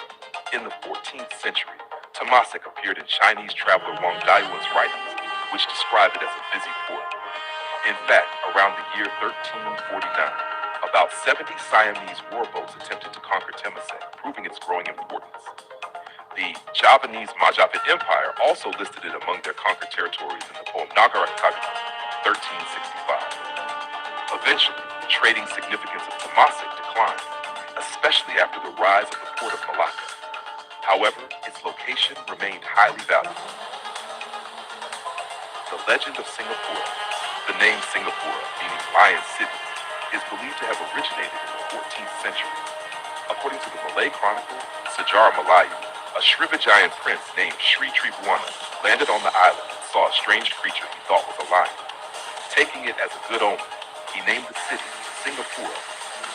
Though lions were never native to the region, the name stuck, symbolizing strength and courage. Colonial era, rise of a trading power. The modern chapter of Singapore's history began in 1819 when Sir Stamford Raffles, representing the British East India Company, arrived on the island. He saw great potential in Singapore's location and established a free trading post, which allowed ships from all nations to trade without tariffs.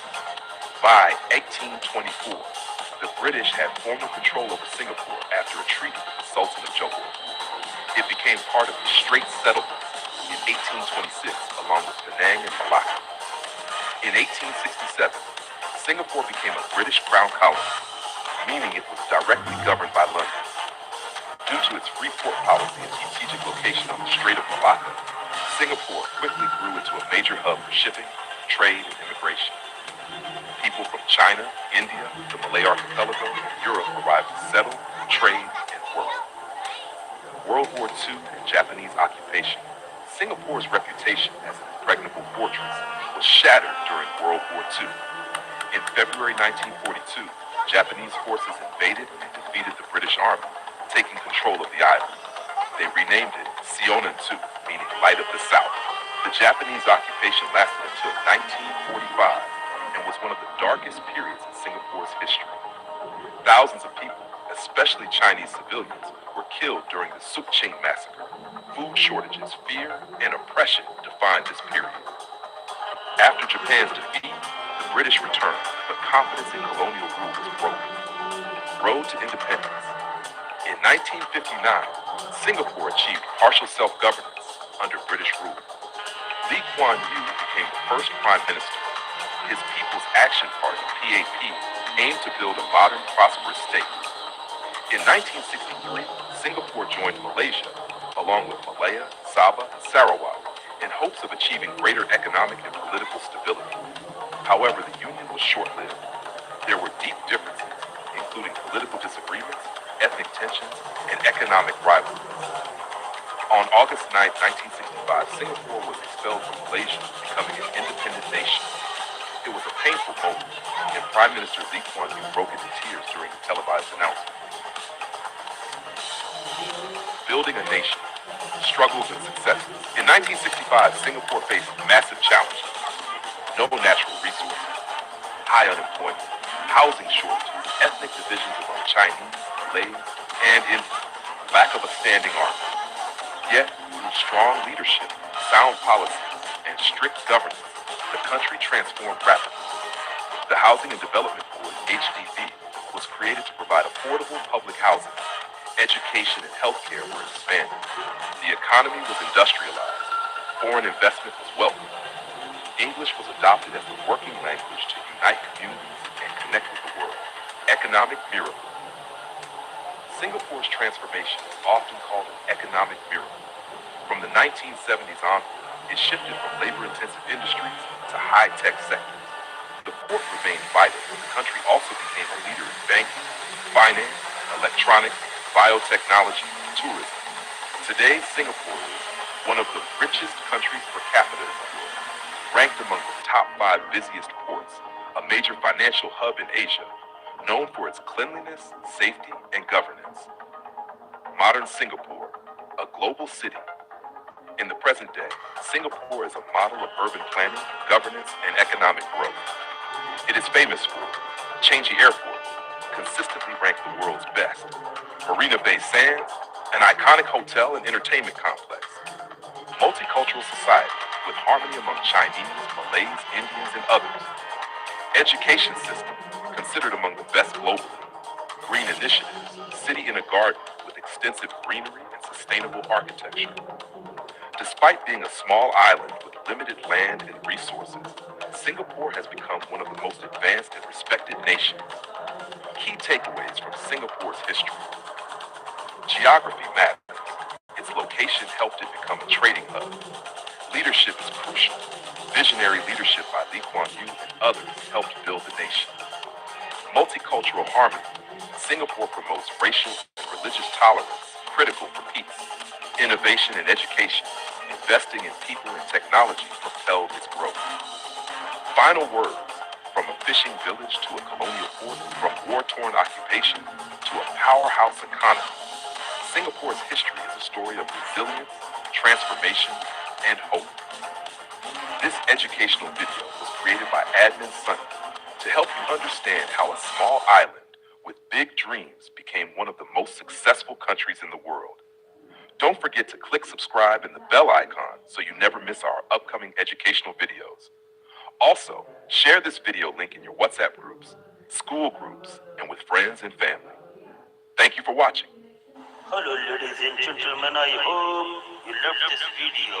Before leaving the video, I request you once again to hit the subscribe bell and like under this video and share this video link and the link of the channel on WhatsApp group, Facebook, Instagram, Pinterest group so that others get the same knowledge as you got. Thank you so much. Keep loving the world and keep supporting. Hello ladies and gentlemen, you are watching Sunil world. I am Sunny, making disclaimer from my side that this is the video I have created only for educational and promotional use so that a visitor, a fan can increase his own knowledge for the world. That's the concluding video, man.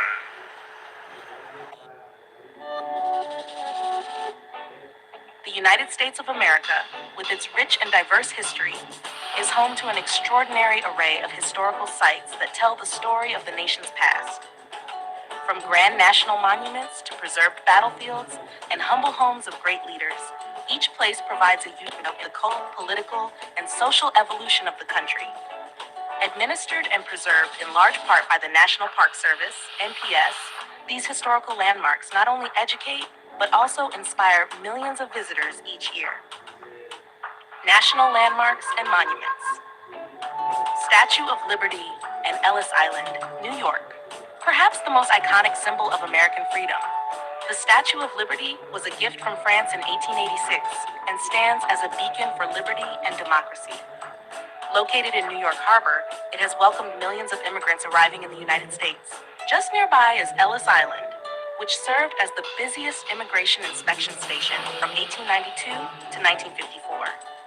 Over 12 million immigrants passed through here, making it a deeply emotional and historical location for many American families.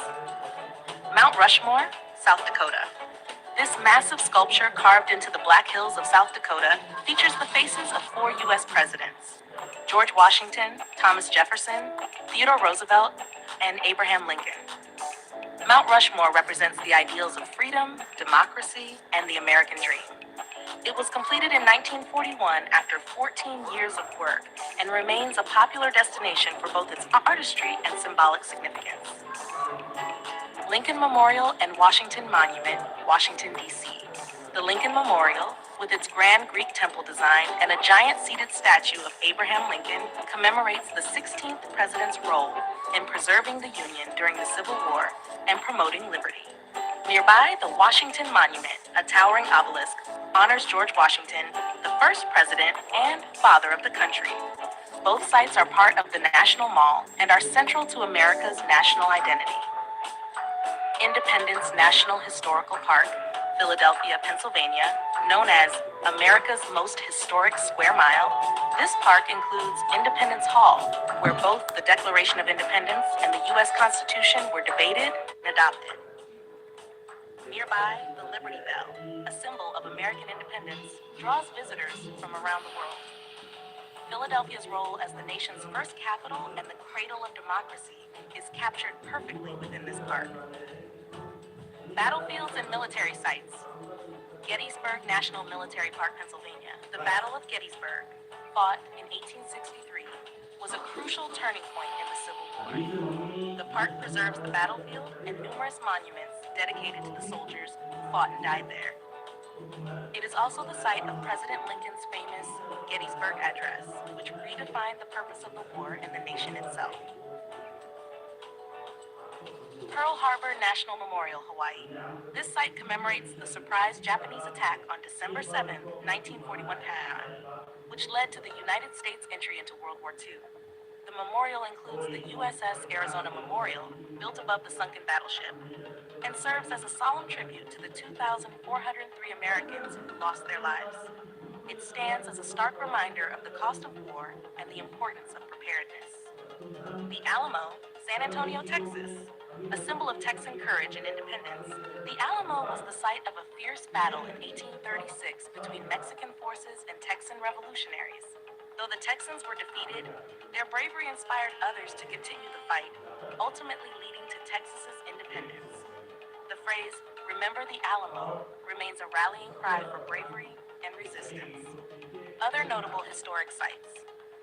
Mount Vernon, Virginia, George Washington's home and plantation, offers a glimpse into the private life of the first U.S. president. Located along the Potomac River, Mount Vernon includes restored buildings, gardens, and Washington's tomb. It helps visitors understand the complexities of Washington's leadership, personal life, and his views on slavery and nation building.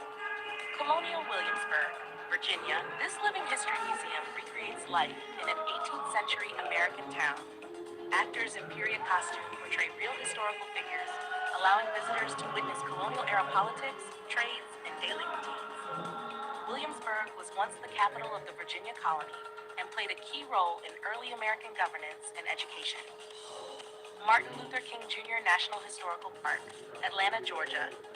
This site includes Dr. King's birth home, Ebenezer Baptist Church, where he preached, and his final resting place. It honors the life and legacy of the civil rights leader who led nonviolent protests against racial inequality and helped change the course of American history. The park serves as both a tribute and a call to continue the work for justice. Mesa Verde National Park, Colorado. Unlike many man-made historical sites, Mesa Verde preserves the ancient cliff dwellings of the ancestral Puebloans, who lived in the area from approximately 600 to 1300 CE.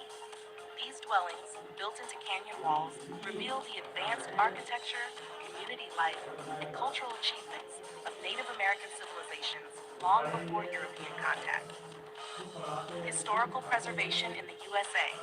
The National Historic Landmarks, NHL program, managed by the National Park Service, NPS, plays a critical role in identifying and preserving America's most important historical places.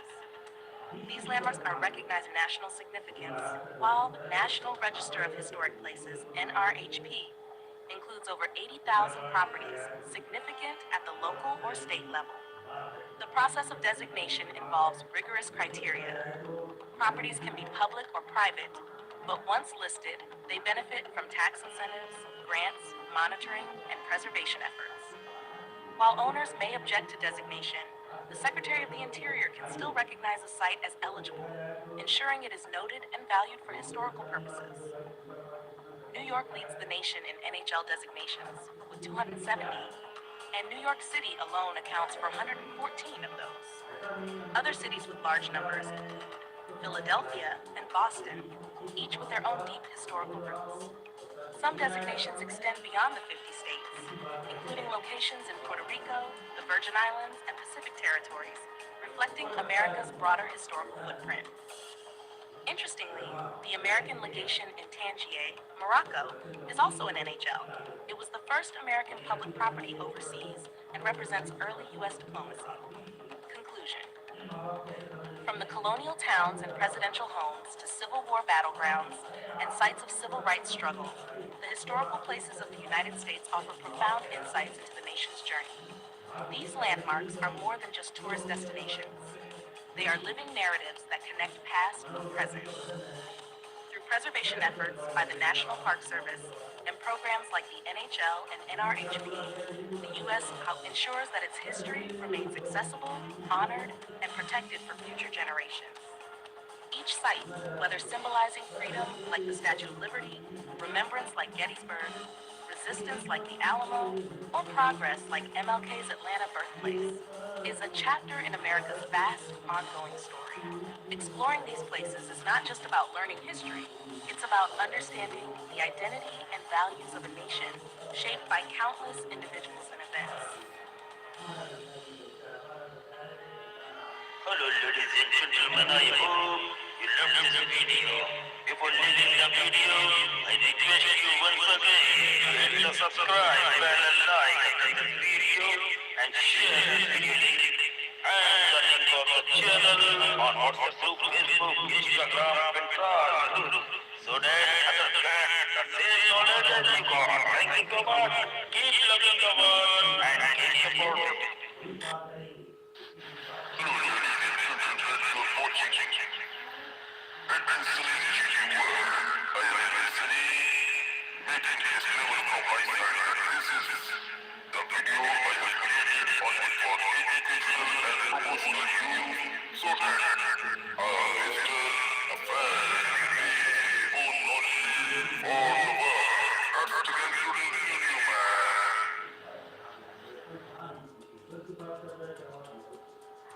Here's a refined and respectful narration you can use for your video, keeping the original spirit and tone intact while improving the language and flow for global Christian audiences.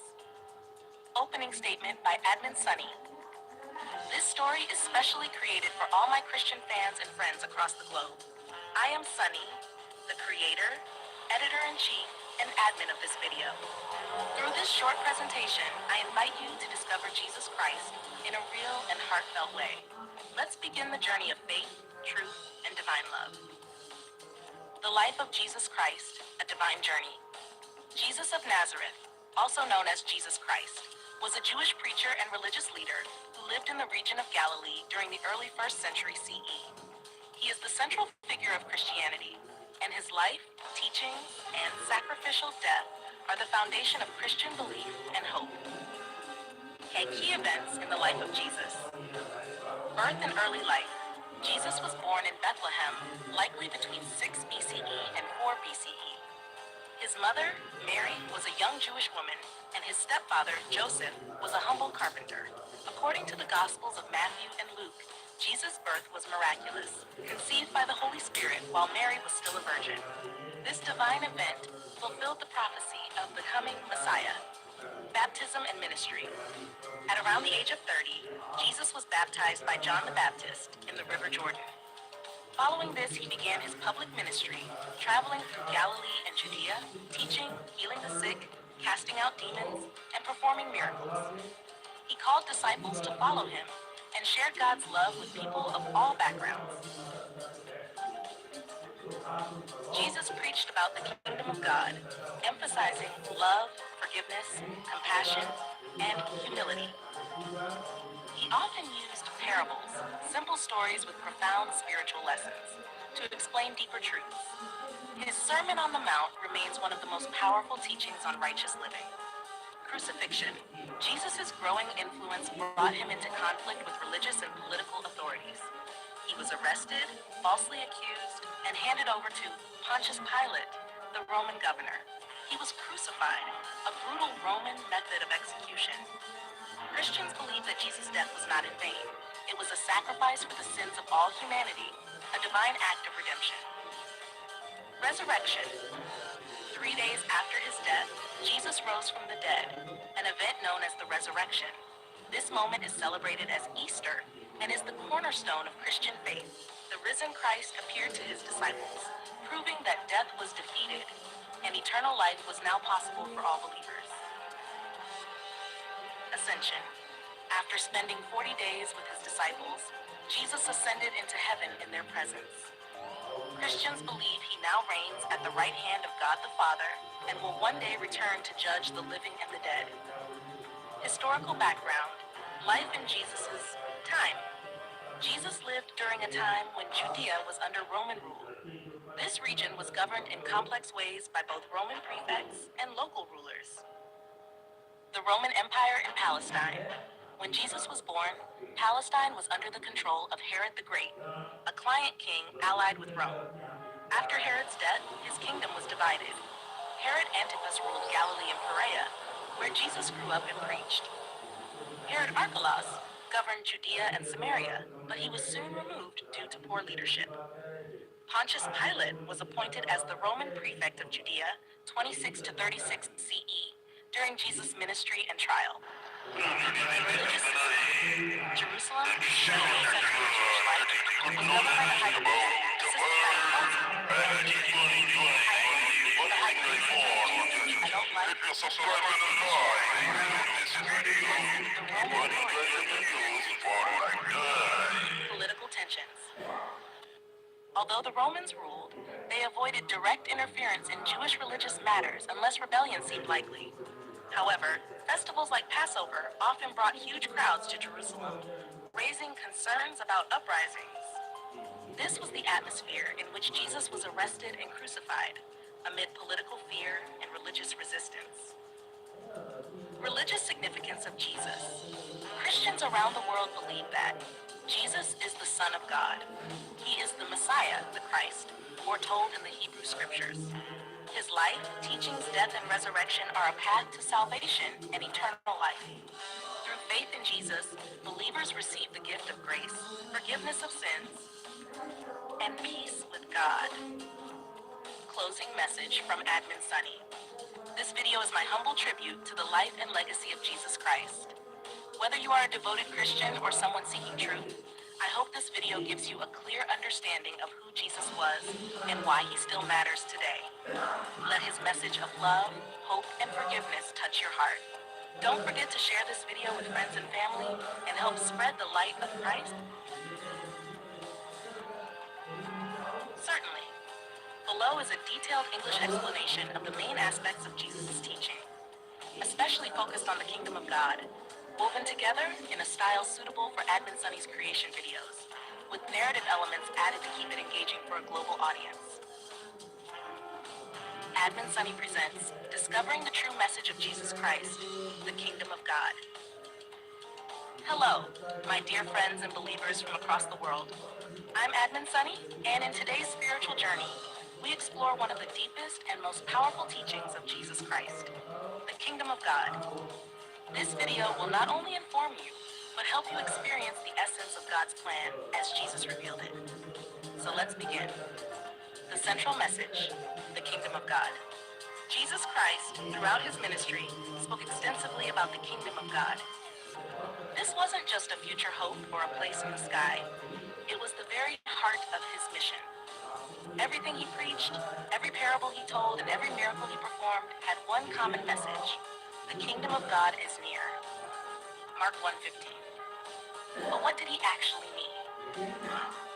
The kingdom is in heaven, but that's not all. Some gospel passages suggest that the kingdom of God exists in heaven, and that people may enter it after death, as mentioned in Mark 9:47.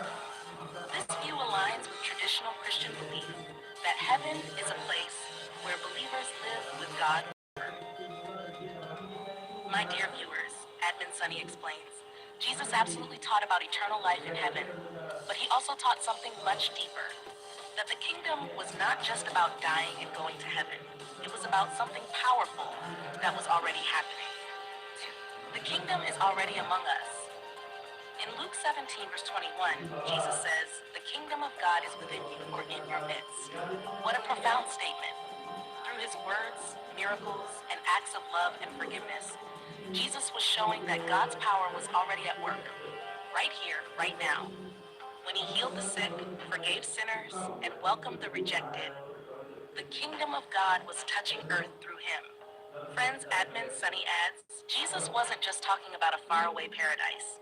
He was showing people that whenever love wins over hate, whenever truth stands above lies, and whenever mercy replaces judgment, that's the kingdom of God in action.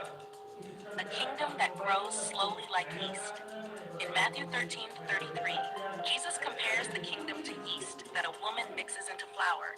Quietly and invisibly, it causes the dough to rise. This parable tells us that the kingdom of God starts small, almost unnoticed, but gradually transforms everything.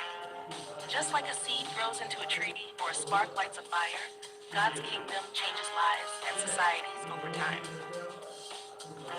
Even one small act of faith, says Advent Sunny, can begin a chain reaction of divine love. That's how the kingdom grows, not through force, but through faith, kindness, and truth. 4. The kingdom will come in full power. Despite speaking of the kingdom as present, Jesus' main teaching, especially in the Synoptic Gospels, Matthew, Mark, and Luke, is that the kingdom of God is coming in its fullness in the future. He taught that one day, God's will shall be done on earth as it is in heaven. Matthew 6:10. This is a direct promise. The world will be transformed. Justice, peace, and God's reign will be visible to all. My friends, Advent Sunny proclaims, this is not just a dream, it's the destiny of creation. Jesus promised that God's glory would be revealed across the whole earth, and we are called to prepare for that great day. 5. The delay and the hope of his return. Jesus died before this kingdom came in its full glory. But after his resurrection, his followers firmly believed that he would return soon to establish that kingdom completely. This belief became central to early Christianity, that Jesus would come back, defeat evil, restore righteousness, and reign as king in God's place. Even now, Advent Sunny says, we wait and we work.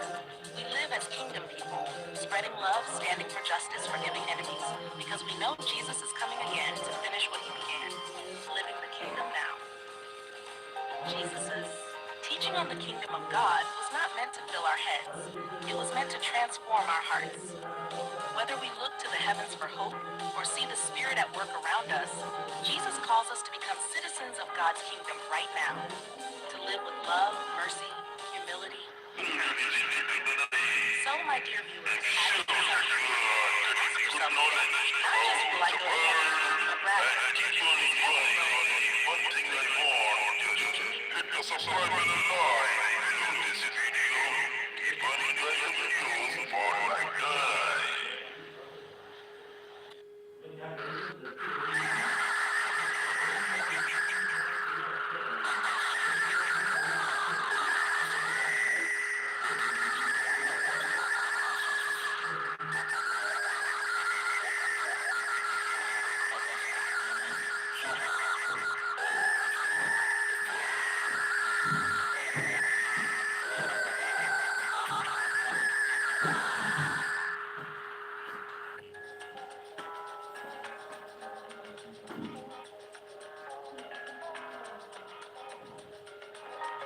क्या आप जानते हैं एक ऐसी औरत के बारे में जो 20 साल तक पानी में रही, या फिर उस व्यक्ति के बारे में जो कई सालों से बिना हिले डुले बस एक ही जगह रह लेता, या फिर इस पृथ्वी का सबसे गंदा व्यक्ति कौन है?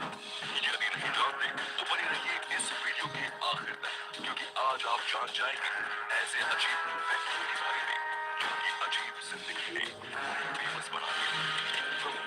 Who lives in water for 20 years? दोस्तों, क्या आप किसी ऐसी महिला की कल्पना भी कर सकते हैं जिसकी वजह से आपको हमेशा हमेशा के लिए भयंकर दर्द की तरह से भरी जिंदगी जीनी पड़े? जब भी आपका सामना हवा से हो जाए और बॉडी में असहाय पीड़ादायक दर्द शुरू हो जाए तो आपको कैसा लगेगा? ऐसे ही जिंदगी जी रही है पश्चिम बंगाल में रहने वाली अरुणा घोष। करीब 20 सालों से अरुणा घोष को एक अजीब और रहस्यमय बीमारी ने अपना शिकार बना लिया। जब भी हवाएं अपना रुख करती हैं तो अरुणा को बहुत ही दर्दनाक पीड़ा से गुजरना पड़ता है, यानी कि हवा के चलते ही अरुणा के शरीर से दर्द भरी आंखें निकलनी शुरू हो जाती है। ऐसे ही पीड़ादायक परिस्थिति से गुजरना ही बेहद खौफनाक एहसास दिला देता है। इस असहाय दर्द से राहत पाने के लिए अरुणा को अपने घर के नजदीक की झील का सहारा लेना पड़ता है। अरुणा लगभग प्रतिदिन 12 से 14 घंटे तक इस झील के पानी में ही अपने आप को डुबो रखती है। इससे उसको दर्द से पूरी बहुत राहत मिलती है। अरुणा घोष की आर्थिक हालात ठीक नहीं होने की वजह से वो कभी भी हॉस्पिटल में इलाज नहीं करवा सकी, और इसीलिए दर्द से बचने के लिए उसे पूरा दिन पानी में गुजारना पड़ता है। सूरज उगते ही अरुणा झील के पानी में उतर जाती है और अंधेरा होने तक उसी में अपने आप को डुबो रखती है।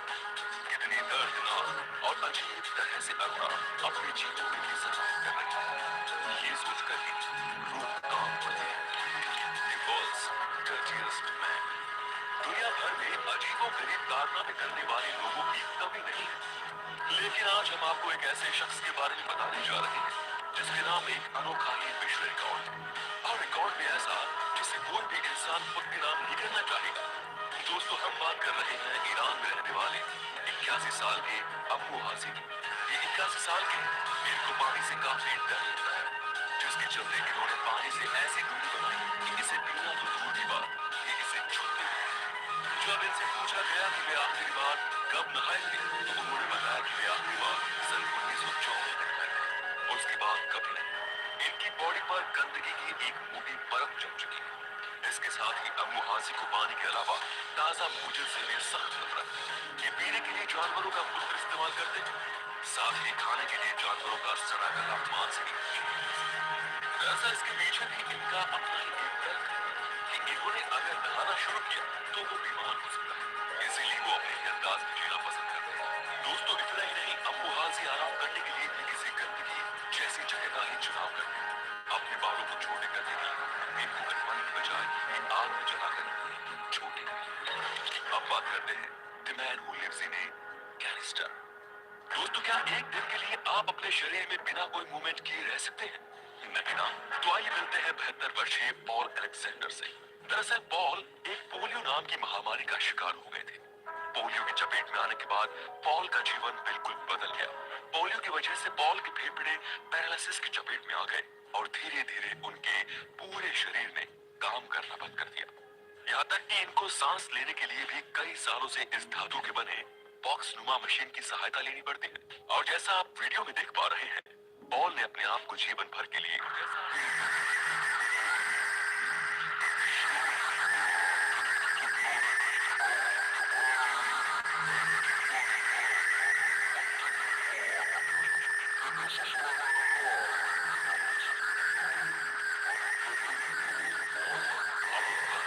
और अपने पालतू कुत्ते के साथ 3 मीटर लंबे इस सीवर टैंक में रह रहा है। दोस्तों कोलंबिया में ड्रग स्मगलिंग करना आम बात है। ये ड्रग मिगुएल रेस्ट्रा की लाइफ को धीरे धीरे खत्म कर रहा था। जब उसे इस बात का आभास हुआ कि ड्रग्स उसे पूरी तरह से बर्बाद कर देगा, तब उसने फैसला लिया कि अब वो ड्रग्स लेना बंद कर देगा और अपना इलाज करवाएगा। लेकिन इलाज में उसके दोस्तों या परिवार वालों ने मदद नहीं की और उसे अपना घर बेचकर ही पैसों का बंदोबस्त करना पड़ा। तब से उसने रहने के लिए इस सीवर को ही अपना घर बना लिया। इससे पहले मिगुएल और उसकी पत्नी फुटबॉल पर ही अपना जीवन बिताते। आपको जानकर हैरत होगी कि ये सीवर किसी खूबसूरत घर से कम नहीं है। जीवन जीने के लिए सारी जरूरी सुविधाएं मिगुएल ने अपने इस आश्रय में बचा रखी है। एक तरफ इसमें रसोई है जिसमें स्टोव और ओवन रखा है, साथ ही मनोरंजन के लिए एक टेलीविजन भी है। घर में बिजली की भी व्यवस्था है।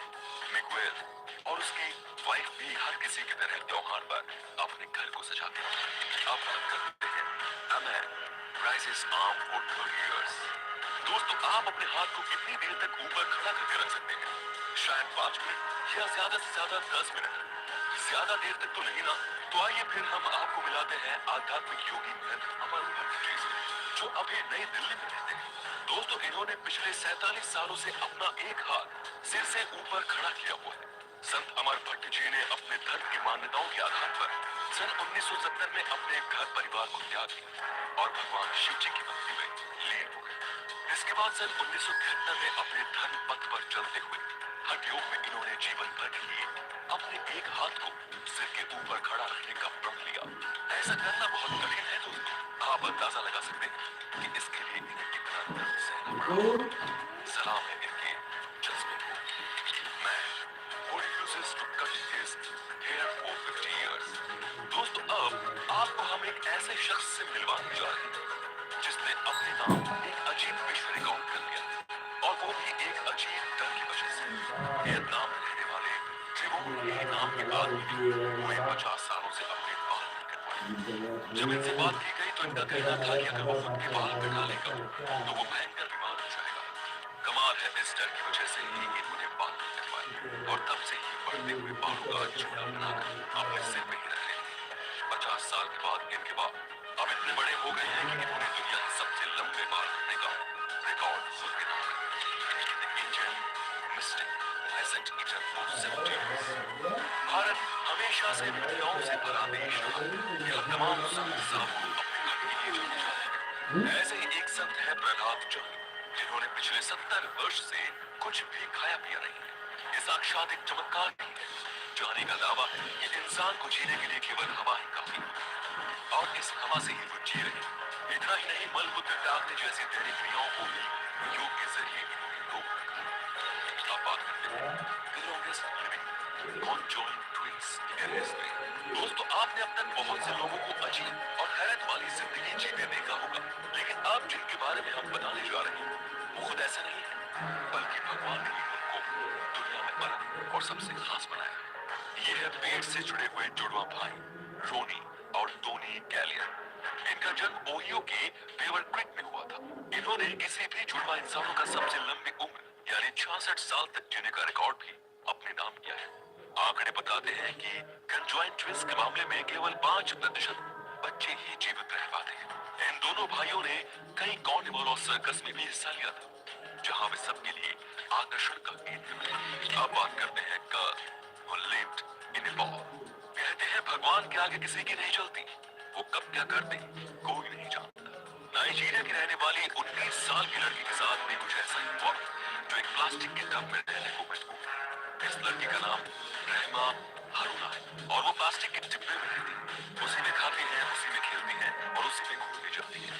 रहमा जब पैदा हुई तो तब वो दूसरे बच्चों की तरह बिल्कुल स्वस्थ थी, लेकिन जैसे ही वो 6 महीने की हुई उसके बाद उसके शरीर को एक अजीब सी बीमारी ने जकड़ लिया। एक ऐसी बीमारी जिसको रहस्य कहा जाए तो गलत नहीं होगा। इस बीमारी की वजह से उसके हाथ और पैर छोटे होने शुरू हो गए। आज रहमा हारूना 19 साल की है, लेकिन अब इसके हाथ और पैर है ही नहीं। अब वो एक टब में है। टब को उठाकर ही हारूना को इधर उधर ले जाता। अंत में बात करते हैं मैं वो lives alone in the Antarctica. चलो दोस्तों, एक बार के लिए तो हम मान लेते हैं कि आइलैंड पर तो फिर भी कोई इंसान जैसे तैसे करके अकेला रह सकता है, लेकिन अगर बात करें हम अंटार्कटिका की तो वहां पर कैसे, जहां चारों ओर केवल बर्फ मौजूद है। बर्फ के सिवा कुछ और दिखाई भी नहीं देता। चारों ओर बर्फ के सफेद रंग के अलावा प्रकृति का कोई भी दूसरा रंग यहाँ पर देखने को नहीं मिलता है। लेकिन स्लावा कुकी के लिए ये सब महज दिनचर्या का एक हिस्सा है। स्लावा रशियन वेदर पोस्ट पर सुदूर उत्तर में है। स्लावा का यहाँ कोई परिवार और साथी भी नहीं है। ये एक ऐसी जगह है जहाँ दूर दूर तक इंसान ही नहीं, अभी तो कोई पेड़ पौधे देखने को नहीं मिलते। आखिर ऐसी जगह स्लावा कैसे सर्वाइव कर लेते हैं, ये वाकई सोचने वाली बात है। तो दोस्तों, ये थे कुछ अजीब लोग और उनकी अजीब जिंदगी। आप किस इंसान ने सबसे ज्यादा हैरान किया?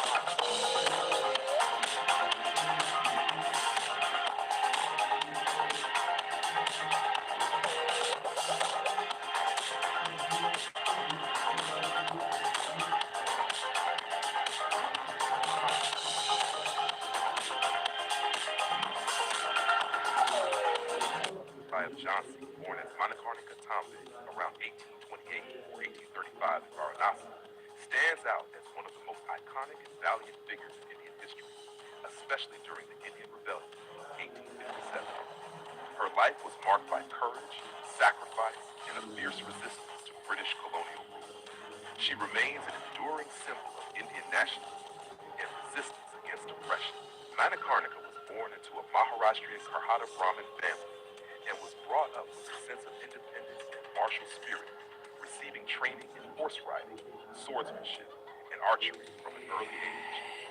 Her father worked in the court of the Peshwa of Bidwar, which provided her with a liberal and active upbringing.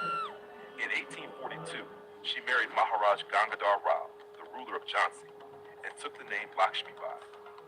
The couple had one biological son who unfortunately died in infancy. To secure the succession, Gangadhar Rao adopted a relative, Damodar Rao, just before his death in 1853. However, the British East India Company, under Governor General Lord Dalhousie, refused to recognize the adopted heir under the controversial doctrine of the blacks. This policy prophecy about the British to annex princely states whose rulers died without a natural heir. Consequently, Jhansi was annexed, despite Lakshmi Bai's formal protests and appeals. The annexation of Jhansi and similar acts across India fueled resentment and unrest, setting the stage for the Indian Rebellion of 1857. When the rebellion broke out, Indian soldiers in Jhansi mutinied in May 1857, killing British officers and civilians. Although Rani Lakshmibai's direct involvement in the massacre is still debated, she soon took charge of Jhansi's defense, effectively becoming the leader and ruler of the state. During this chaotic time, Rani Lakshmibai displayed exceptional administrative and military acumen. She organized and strengthened her army, which included both men and women, and trained them in preparation for an inevitable British counterattack. Her leadership during this period gained her the loyalty of her subjects and the admiration of many across India. In March 1858, British forces under Sir Hugh Rose launched an attack on Jhansi. Despite fierce resistance and extraordinary bravery, the city fell after a prolonged siege. Lakshmi Bai managed to escape the city on horseback, carrying her adopted son on her back, and joined rebel forces in Calcutta, where she allied with other prominent leaders like Tatia Tope and Rao Sahib. After another defeat at Calcutta, Lakshmi Bai and her allies moved to Gwalior and took control of the fort, hoping to make a final stand against the British.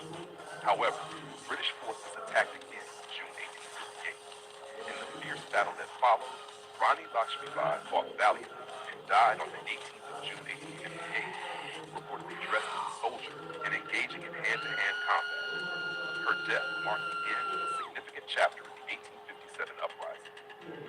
Though the rebellion was ultimately suppressed, Rani Lakshmi Bai's legend grew. She came to be seen as a martyr and a symbol of resistance. Her name was invoked frequently during India's freedom struggle in the 20th century, as she represented the ideal of patriotic sacrifice. Unlike many male leaders of her time, Lakshmi Bai broke gender norms and showed that leadership and valor were not confined by sex. Her legacy is particularly strong in popular culture. The poem Jhansi Ki Rani by Subhadra Kumari Chauhan immortalized her in Indian consciousness, portraying her as a fearless warrior who fought like a man. She has also been depicted in novels, plays, movies, and television series, reflecting her deep imprint on the Indian imagination. However, her legacy has also been the subject of debate. While she is revered widely in mainstream Indian history, Dalit communities have sometimes viewed her less favorably, seeing the rebellion and its leaders as part of an upper caste order that marginalized them. Despite differing perspectives, Rani Lakshmi Bai remains one of India's most enduring national heroines. Her bravery, leadership, and defiance of colonial power have made her an emblem of Indian resistance and a lasting symbol of the fight for justice and independence. Her life story continues to inspire generations, reminding them of the power of determination and the spirit. Hello, ladies and gentlemen, I hope you love this video. If you're liking the video, I request you once again to hit the subscribe button and like the video and share this video. And the link for the channel on Facebook, Instagram, and Twitter, so that other fans can see knowledge as you go. Thank you so much. Keep loving the world and keep supporting me.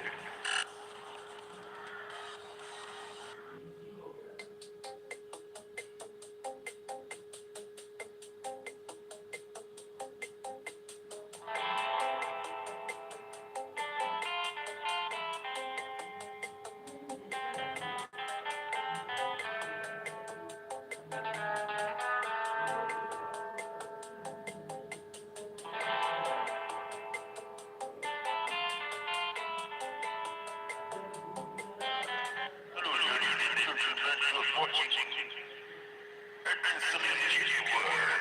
I am Setty, making this disclaimer from my side that this is the video I have created only for educational and promotional use, so that a visitor, a fan, can gain own knowledge for the world. That's the concluding video, man. खतरनाक railway ट्रैकों के बारे में है। इसमें दिखाया गया है कि हर रेलवे ट्रैक थोड़ा बहुत खतरनाक तो होता ही है, क्योंकि उस पर ट्रेनें चलती हैं, लेकिन कुछ ट्रैक तो बेहद जोखिम भरे हैं। आइए इन्हें हिंदी में विस्तार से समझते हैं। नंबर 5, रामेश्वरम रेलवे पुल, रामेश्वरम द्वीप। ये भारत और श्रीलंका के बीच स्थित एक पवित्र हिंदू स्थल है, जहां हर साल हजारों तीर्थयात्री जाते हैं। पहले यहाँ सिर्फ नाव या फेरी से जाया जा सकता था, लेकिन 1900 में एक रेलवे पुल बनाया गया। ये पुल लगभग 1.4 किलोमीटर लंबा है और तूफानों व तेज हवाओं के कारण इसे पार करना खतरनाक हो सकता है। तूफान के समय ट्रेन हिलती हुई लगती है, जिससे यात्री डर जाते हैं। Number 4, Brusio spiral viaduct. स्थान गोविंदा क्षेत्र। ये एक सर्कल रेलवे ट्रैक है जिससे ट्रेन ऊंचाई प्राप्त करती है। पुल 38 मीटर लंबा है और 73 मीटर के गोल चक्कर में बना है। ये बर्निना एक्सप्रेस का हिस्सा है जो पर्यटकों के लिए चलती है। देखने में सुंदर, लेकिन ऊंचाई और मोड़ों के कारण जोखिम भरा माना जाता है। Devil's nose railway, Ecuador. धान एंडीज पर्वत। इस ट्रैक का नाम डेविल्स नोज, शैतान की नाक, रखा गया है क्योंकि ये बहुत खतरनाक है। ट्रैक लगभग 250 मीटर की ऊंचाई से उतरता है और इसमें कई बार ट्रैक की दिशा बदली जाती है। इसे बनाने में 10,000 मजदूरों ने काम किया, जिनमें से लगभग 10,000 की मौत हो गई।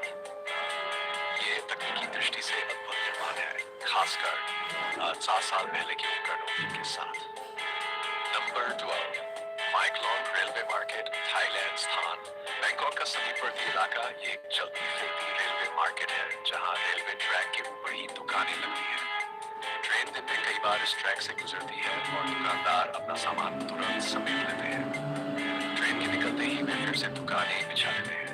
यह अनुभव बहुत ही रोमांचक और खतरनाक होता है क्योंकि ट्रेन बेहद करीब से गुजरती है।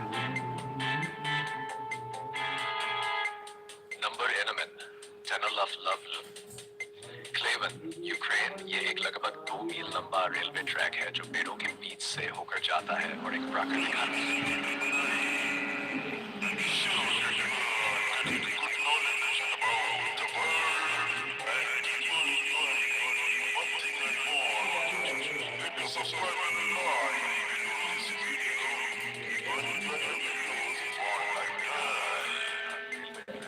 किसी एक पर यात्रा करना चाहेंगे? दुनिया की कुछ सबसे रोमांचक और खतरनाक रेलवे लाइनों के बारे में आइए इसे हिंदी में समझते हैं। 1, White Pass and Yukon route. Alaska से कनाडा तक नैरो गेज पतली पड़ी रेलवे है जो स्कैगवे अलास्का को व्हाइट हॉर्स यूकोना से जोड़ती है। इसे क्लोडाइक गोल्ड रश 1898 के दौरान सोने की खानों तक पहुंचने के लिए बनाया गया था। ये रेल नेटवर्क बाकी किसी भी रेल से नहीं जुड़ा है। सब कुछ बंदरगाह और सड़क के माध्यम से लाया जाता है। इसे अमेरिका और कनाडा दोनों की इंजीनियरिंग सोसाइटी ने ऐतिहासिक धरोहर माना है। यहाँ अपराधी और गैंगस्टर सोफी स्मिथ की मौत की घटना भी हुई थी। कुछ दुर्घटनाएं भी हुई, जैसे इंजन का पलटना और derailment. Kuranda scenic railway, Kuranda scenic सुनिस्तिया। ये रेलवे वर्षावनों के बीच से होकर गुजरती है जो बेहद खूबसूरत नजारे पेश करती है। यात्रियों को झरने, पहाड़ और जंगल मिलते हैं। डेवलपमेंट की यात्रा है जिसमें ट्रेन खतरनाक पुलों और गहरी घाटियों से गुजरती है। पहले ये एकमात्र रास्ता था केरल से करंडा तक पहुंचने का। यात्री बांग्लादेश रेलवे स्टेशन। तकनीकी रूप से ट्रैक खतरनाक नहीं है, लेकिन यात्री भार बहुत अधिक है। एक ट्रेन में 10 लोग चढ़ने की कोशिश करते हैं। लोग छतों पर, दरवाजों पर लटकते हैं। ये भीड़ मुख्य रूप से ट्रेन की कमी के कारण है। लोगों को काम से घर लौटने के लिए कोई और विकल्प नहीं होता। 4, साउथ डेवन रेलवे, एक सुंदर और पुरानी रेलवे जिसे परिवारों के लिए एक पिकनिक स्थल के रूप में जाना जाता है। लेकिन 2008 में एक बच्चा ट्रेन से गिरते गिरते बचा क्योंकि ब्रेक सिस्टम की मरम्मत के बाद फर्श ठीक से नहीं लगाया गया था। शोनान मोनोरेल, शोनान मोनोरेल एक लटकती हुई मोनोरेल है जो जमीन पर नहीं ऊपर पटरी से लटकती चलती है, सेटी से चालू है और देखने में डरावनी लगती है क्योंकि ये जमीन से बहुत ऊपर ऊपर चलती है। हालांकि इसकी तकनीक अच्छी है और रखरखाव की जरूरत कम पड़ती है। लेटेस्ट रेलवे स्विट्जरलैंड ये दुनिया की सबसे खड़ी स्टीपेस्ट रेलवे है। इसे 1889 में शुरू किया गया था और ये पहाड़ों के किनारे चलती है। रेल मार्ग बहुत संकरा और खतरनाक है। कई हिस्सों में रेल पटरियां सीधे खाई के ऊपर से गुजरती है। बर्मा रेलवे थाईलैंड में इसे डेथ रेलवे कहा जाता है क्योंकि इसे द्वितीय विश्व युद्ध के दौरान जबरन मजदूरों और युद्ध बंदियों से बनवाया गया था। इसमें लगभग 1200 युद्ध बंदी और हजारों मजदूर मारे गए। रास्ता कठिन था, जंगल, पहाड़, नदियां सब पार करने पड़े। असुमिना नी जापान ये रेल मार्ग बहुत संकरा और खुला है, बिना रेलिंग ट्रेन। आग्नेयगिरी माउंट असो के पास से गुजरती है जो एक सक्रिय ज्वालामुखी है। किसी भी समय विस्फोट का खतरा रहता है। Cumbres and Toltec Scenic Railroad USA यह अमेरिका की सबसे ऊंची रेल लाइनों में से एक है। यह मेक्सिको से कोलोराडो तक जाती है और खूबसूरत घाटियों पुलों से होकर गुजरती है। पुराने कोयले से चलने वाले इंजन से यात्रा होती है और शानदार दृश्य दिखते हैं।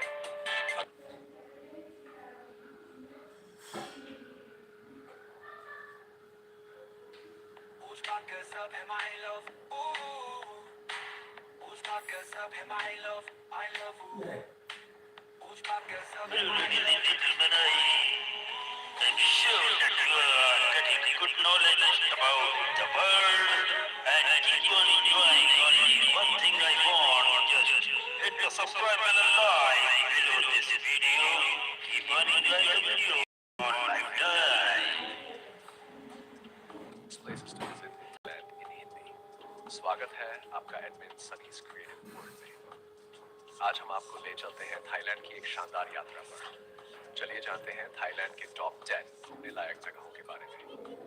नंबर 10 कोचांग। कंबोडिया की सीमा के पास स्थित कोचांग थाईलैंड का तीसरा सबसे बड़ा द्वीप है।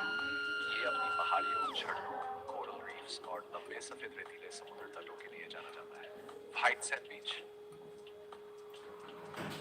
यहाँ का सबसे मशहूर समुद्र तट है।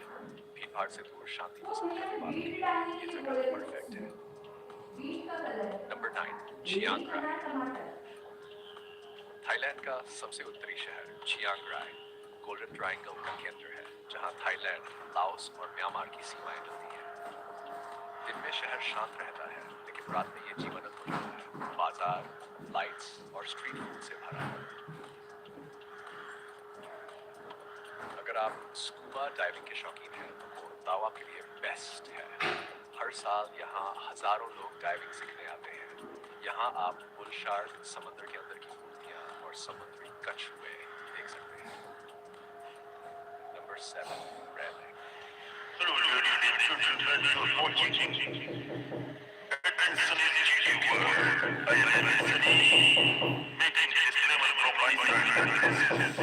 The video I have created only for educational and promotional use, so that a visitor, a fan can increase his own knowledge for the world. That's the conclusion video, man. Trekking, झरनों की photography और झीलों में तैरना बहुत लोकप्रिय है। Number 5 ये प्राचीन राजधानी कभी दुनिया के सबसे भव्य शहरों में गिनी जाती थी।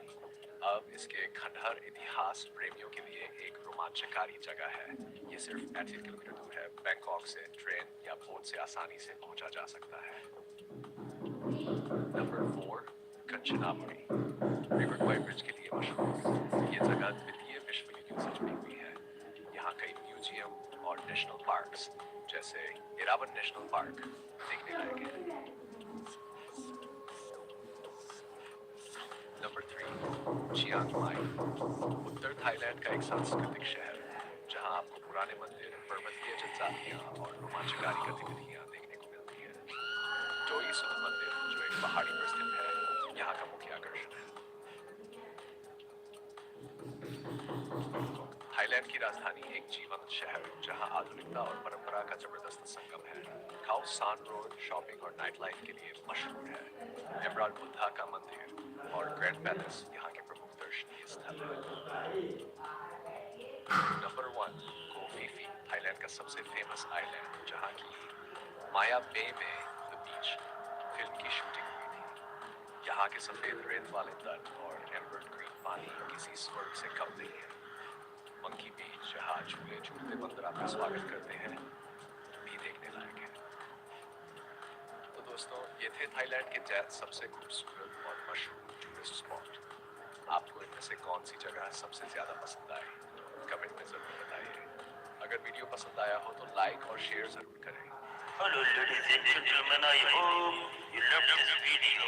Before leaving the video, I request you once again to hit the subscribe button and like this video and share this video link and the link of the channel on WhatsApp group, Facebook, Instagram, Pinterest, so that others get the same knowledge as you got. Thank you so much. Keep loving the world and keep supporting. I love you.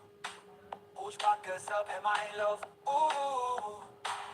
उसका कसम है my love. I love you. उसका कसम है my love. डूब तुझ में कुछ बात कसम है my love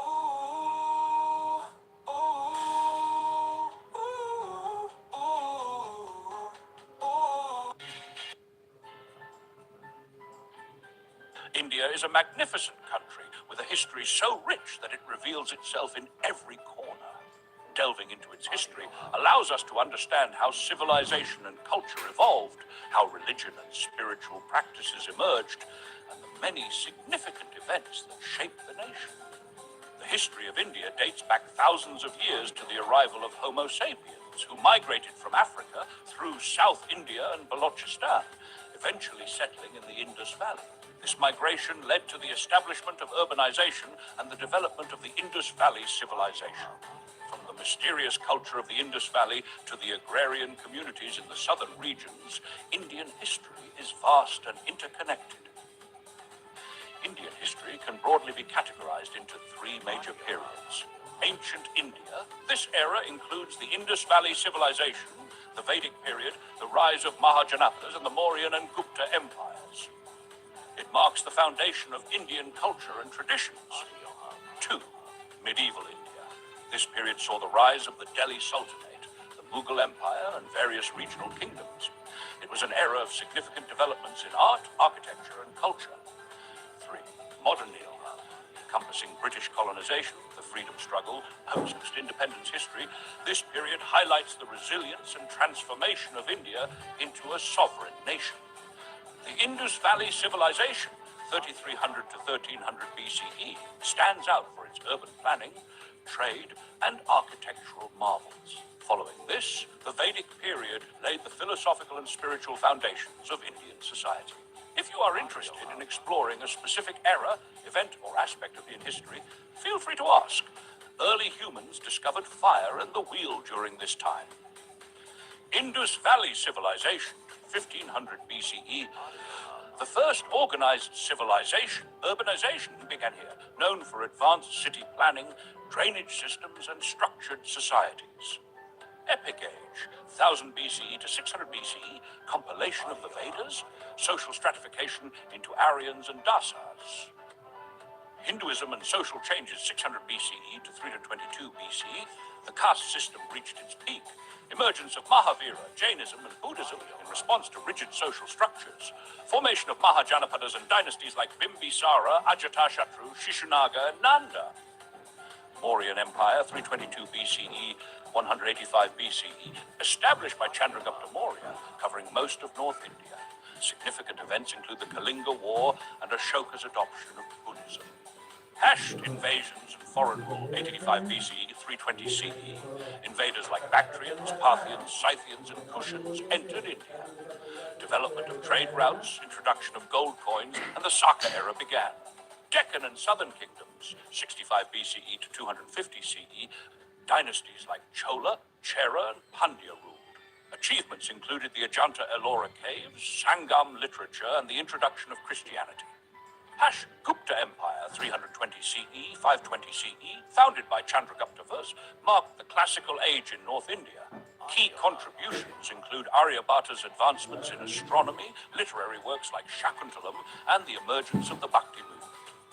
Emergence of small states, 500 CE, 606 CE, decline of large empires due to Hun invasions, formation of smaller kingdoms in North India. Harshavardhana's reign, 606 CE to 40 CE, known for prosperity and peace. Chinese traveler Xuanzang visited India during his reign. Southern dynasties, 500 CE to 750 CE, rise of Chalukya, Pallava, and Pandya empires, arrival of the Parsis in India. Chola Empire, 9th to the 13th century CE, established by Vijayalaya Chola, naval dominance and development of Dravidian languages and temple-centered societies. Northern kingdoms, 750 CE, 1206 CE, emergence of Rashtrakutas, Pratiharas, and Palas, rise of Rajputs and Turkic invasions leading to the medieval period. Detailed overview of the Indus Valley civilization, considered the birthplace of Indian history, thriving in present-day Pakistan and Western India around 2500 BCE. Excavations revealed two major cities, Mohenjo-Daro and Harappa. Findings include household items, weapons, gold and silver jewelry, seals, toys, and pottery. Known for wide roads, sophisticated drainage systems, and multi-story houses. Civilization declined around 1500 BCE. Gupta Empire. The Gupta Empire had two significant rulers, Samudragupta and Chandragupta II, Vikramaditya. The Gupta dynasty played a crucial role in reviving Sanskrit and promoting unity in the language. Chandragupta I established the Gupta Empire in 320 CE, and it lasted until around 510 CE. Initially, their rule was limited to Magadha, but they gradually expanded their territory to encompass the entirety of northern India. Notable rulers in the Gupta dynasty included Shrigupta, Gatotkacha, Chandragupta III, Samudragupta, Ramagupta, Chandragupta III, Kumaragupta, and Skandagupta. During this period, there was no central power to unify the numerous small and large kingdoms of India. The Gupta rulers, known for their military prowess and ambition, emerged during this fragmented period to establish a strong, centralized governance. Mauryan Empire. The Mauryan Empire, an influential Iron Age dynasty in South Asia, was founded by Chandragupta Maurya in 322 BCE. It was centralized after the conquest of the Gangetic Plains, with its capital at Pataliputra, modern-day Patna. Outside its core administrative region, the empire relied on the loyalty of military commanders to control fortified cities. During the reign of Ashoka, 268-232 BCE, the Mauryan Empire expanded significantly, encompassing much of the Indian subcontinent, excluding the deep south. After Ashoka, the empire declined, and by 185 BCE, the Mauryan rule ended when the last ruler Brihadrana was assassinated by Pushyamitra Shunga, who established the Shunga dynasty in Magadha. Medieval India.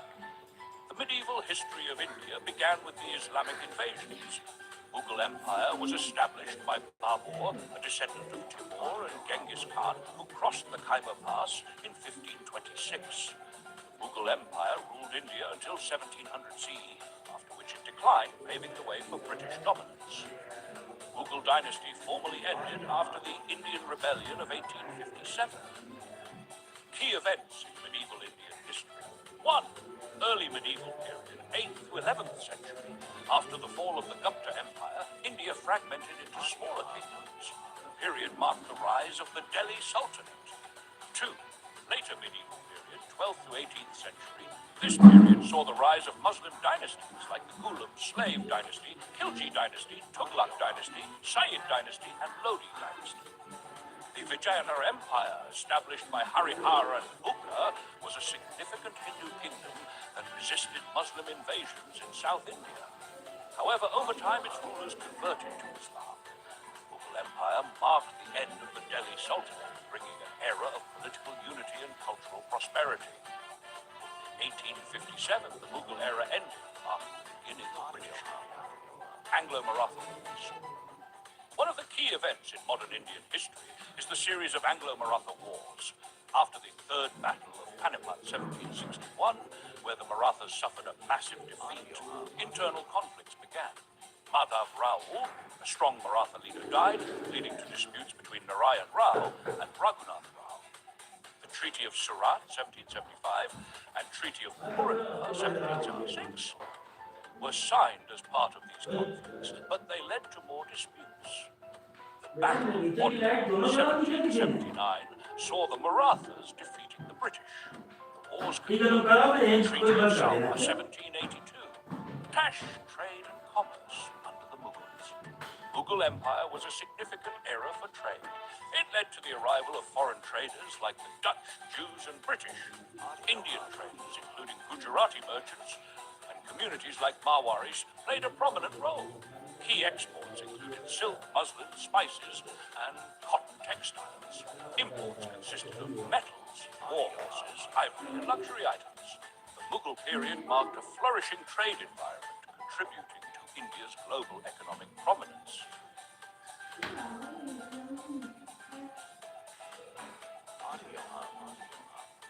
Types of history in Indian context. History is broadly categorized into different types based on the aspects or areas it focuses on. Below is an explanation of the types of history listed in the Indian context. 1. Political history, Rajnitik Itihas.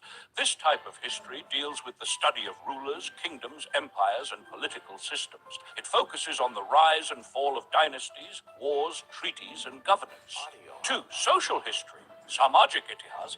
Social history explores the customs, traditions, and way of life of people. It studies the evolution of social structures, communities, and their interactions over time. 3. Cultural history, Sanskritic Itihas. This type of history examines the development of arts, literature, music, and architecture. It explores cultural practices, festivals, and the overall intellectual and artistic achievements of societies. 4. Religious history, Dharmic Itihas. Religious history focuses on the evolution of religions, their philosophies, beliefs, practices, and their impact on society. It includes the study of major religious movements and their contributions. 5. Economic history, Artik Itihas. Economic history studies the economic practices, trade, commerce, agriculture, industry, and policies of a particular time. It analyzes how wealth was generated, distributed, and utilized in the past. 6. Constitutional history, Sendai Itihas. This branch of history deals with the development and evolution of laws, constitutions, and governance systems. It focuses on the formation and amendments of constitutions over time. 7. Diplomatic history, Rai Itihas. Diplomatic history examines relations between nations, treaties, negotiations, and foreign policies. It focuses on how countries interacted with one another in the past. 8. Colonial history. This type of history studies the impact of colonial powers on different regions, including their administration, exploitation, resistance movements, and the eventual independence of colonies. 9. Parliamentary history. Sansadiyya Itihas. Parliamentary history explores the evolution of parliamentary institutions, debates, and decision-making processes. It focuses on the role of legislative bodies in governance. 10. Military history, Saini Itihas. Military history is concerned with wars, battles, strategies, and the evolution of military technology. It studies the role of armies and defense systems throughout history. 11. World history, Vishwka Itihas. World history examines the interconnectedness of different civilizations across the globe. It covers global events, movements, and trends that shape the world. 12. Regional history, Kshetri Itihas. Regional history focuses on the history of specific geographical regions, states, or localities. It highlights local culture, traditions, and significant events in those areas. Each type of history contributes to understanding human civilization and the changes it has undergone over time.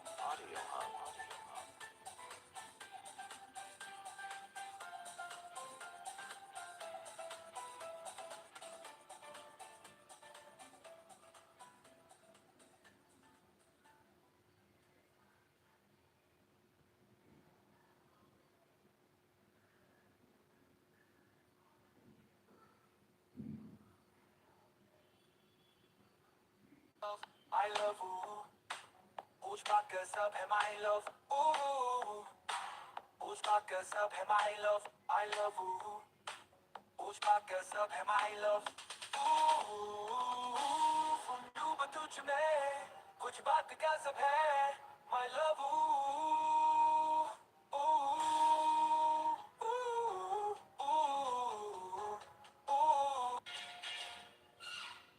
ये test update Hindi में ये नया update admin Sunny की creative world team द्वारा आपके लिए लाया गया है। अगर आप मजेदार और मनोरंजक वीडियो का आनंद लेना चाहते हैं तो हमारे साथ जुड़े और YouTube पर सनी का लाइव क्या मिलेगा? हॉरर वीडियो, बॉलीवुड गाने became the inspiration for the modern Santa Claus. The video begins by recounting Nicholas's origins in a region now part of Turkey. Born to parents Theophanes and Nona after years of struggling to conceive, Nicholas was seen as a miracle child and was raised with a strong sense of faith and service, which led him to dedicate his life to helping others. Key details. 1. Early life and calling. Nicholas's uncle, the Bishop of Patara, recognized his potential and guided him towards a religious life. Nicholas joined a monastery where he became known for his deep spirituality, including all-night vigils of prayer and fasting. 2. Inheriting wealth and serving the poor. After the death of his wealthy parents during a plague, Nicholas inherited a substantial fortune. He chose to use his wealth to follow Jesus' teachings by secretly helping the needy. Disguising himself at night, he provided food, clothing, and money to the less fortunate. Acts of secret generosity. A well-known story from his life involves a merchant who was in danger of losing his 3 daughters to creditors. Unable to provide dowries for their marriages, the father faced despair. Nicholas secretly provided bags of gold to the family on 3 occasions, ensuring the daughters could marry and avoid a grim fate. Despite his efforts to remain anonymous, the father eventually discovered Nicholas's identity. Though embarrassed, Nicholas's kindness became widely known. 4. Becoming a saint.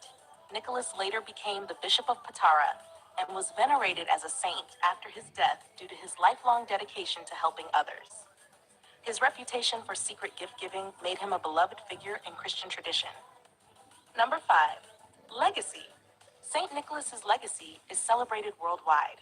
In many countries, children receive gifts on St. Nicholas Day, December 6th, while others associate gift-giving with Christmas Eve.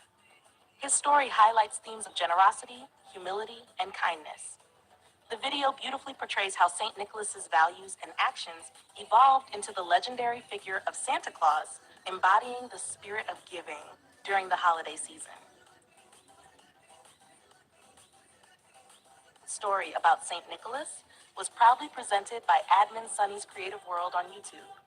Don't forget to tune in to their daily live telecast every evening after 9 p.m. and again after 11 p.m. Stay connected by subscribing to the channel, clicking the bell icon, and sharing video links with your groups for free access to all upcoming videos. Thank you for your support, and Merry Christmas to all fans and friends around the world. Much love and joy from Admin Sunny's Creative World. Spreading happiness. I love you. उसका कसम है my love.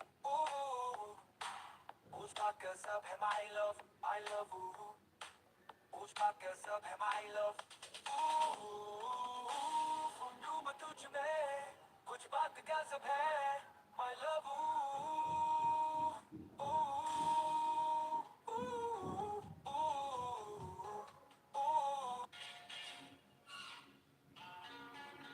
रूस जो पूर्वी Europe और उत्तरी Asia के विशाल भूभाग में फैला हुआ है, उसकी कहानी विविधताओं, संघर्षों और बदलते राजनीतिक परिचयों की एक जटिल गाथा है।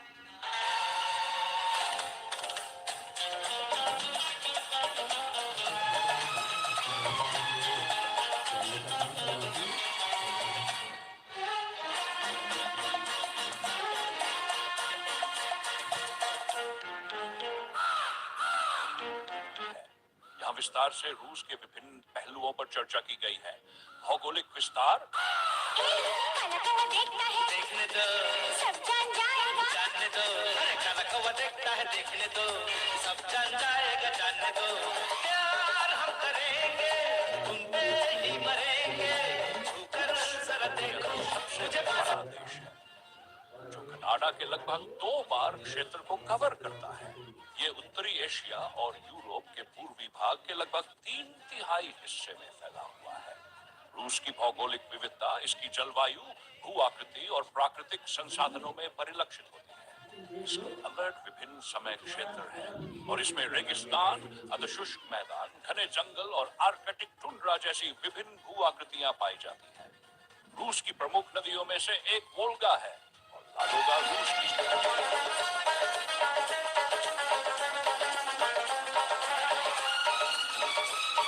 सबसे बड़ी झील है।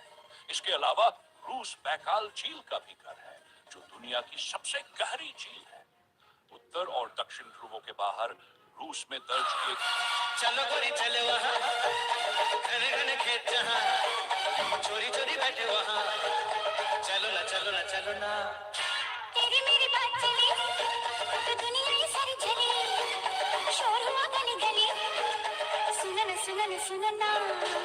पूछे तो मालिक मेरा क्या है अरमान। सबसे कम तापमान ने इसकी जलवायु की चरम प्रकृति को दर्शाया है। इतिहास और राजनीतिक बदलाव। रूस की ऐतिहासिक यात्रा तेरी मुझको मिला साथ तेरा, प्यार हम करेंगे तुम पे ही मरेंगे। बहुत ही जटिल रही है। वायसेटिन की रूसी क्रांति ने नए गणराज्य की स्थापना की। 1979 में यह सोवियत संघ का एक संघ गणराज्य बन गया। सोवियत शासन के तहत रूस ने साम्यवाद का अनुभव किया, लेकिन ये युग भी तानाशाही और दमन से भरा रहा, खासकर जोसेफ स्टालिन की शासन के दौरान।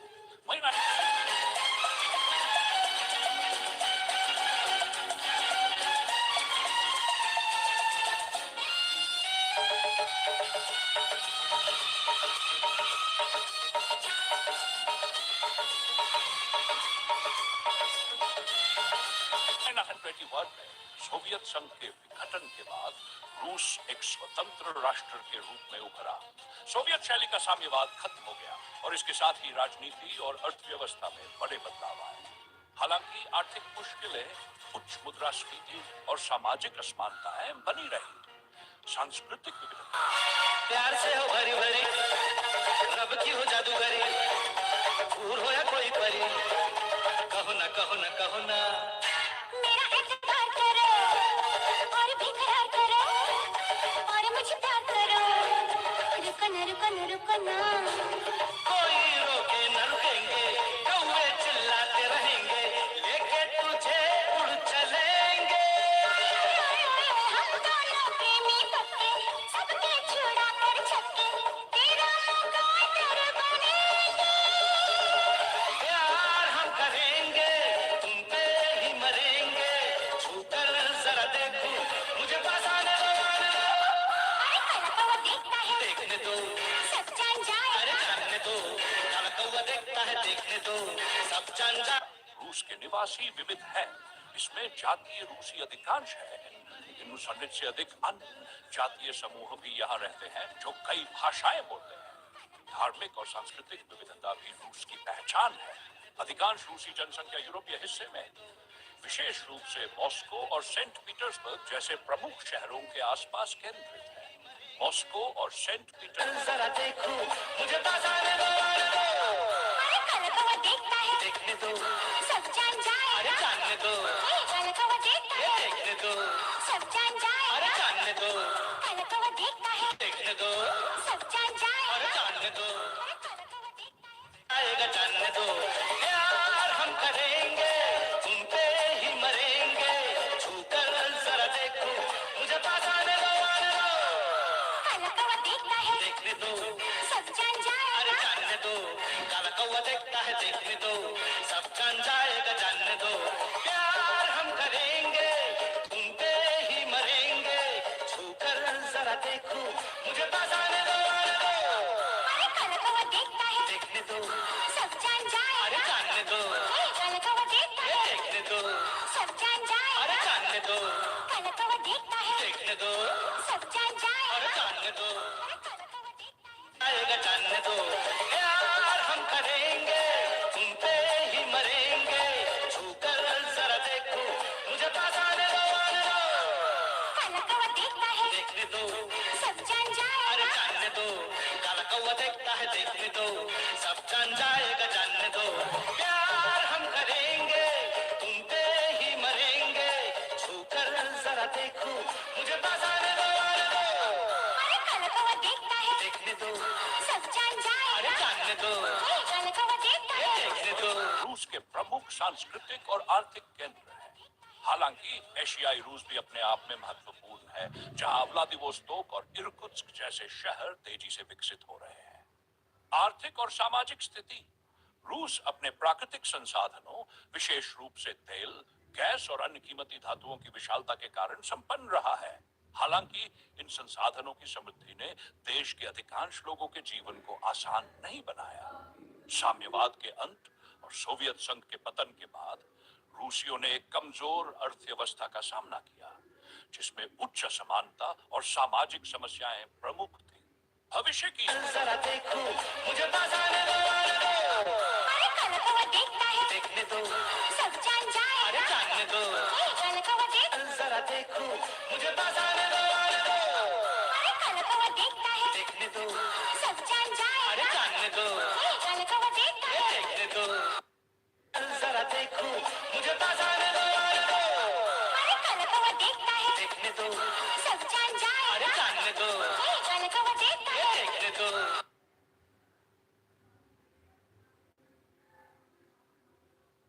संभावना।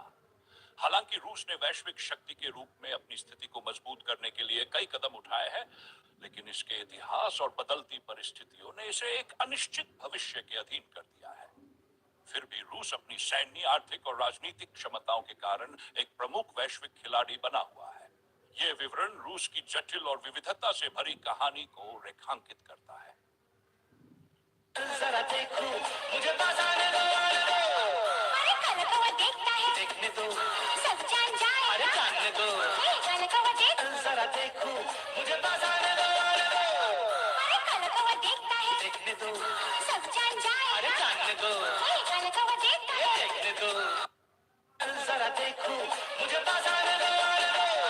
अरे काला कौवा देखता है, देखने दो, सब जान जाएगा। अरे जानने दो, काला कौवा देखता है, देखने दो,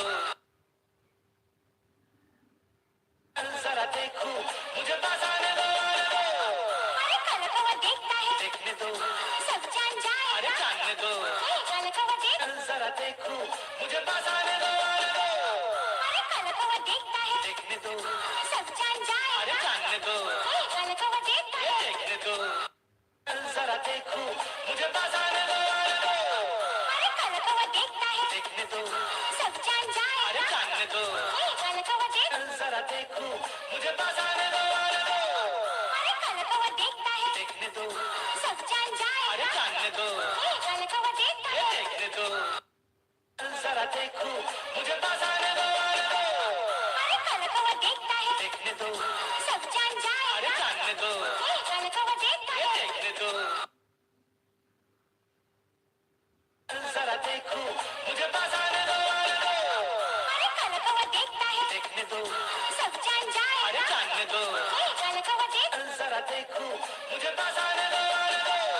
अरे काला कौवा देखता है, देखने दो, सब जान जाएगा। अरे जानने दो, काला कौवा देखता है, देखने दो,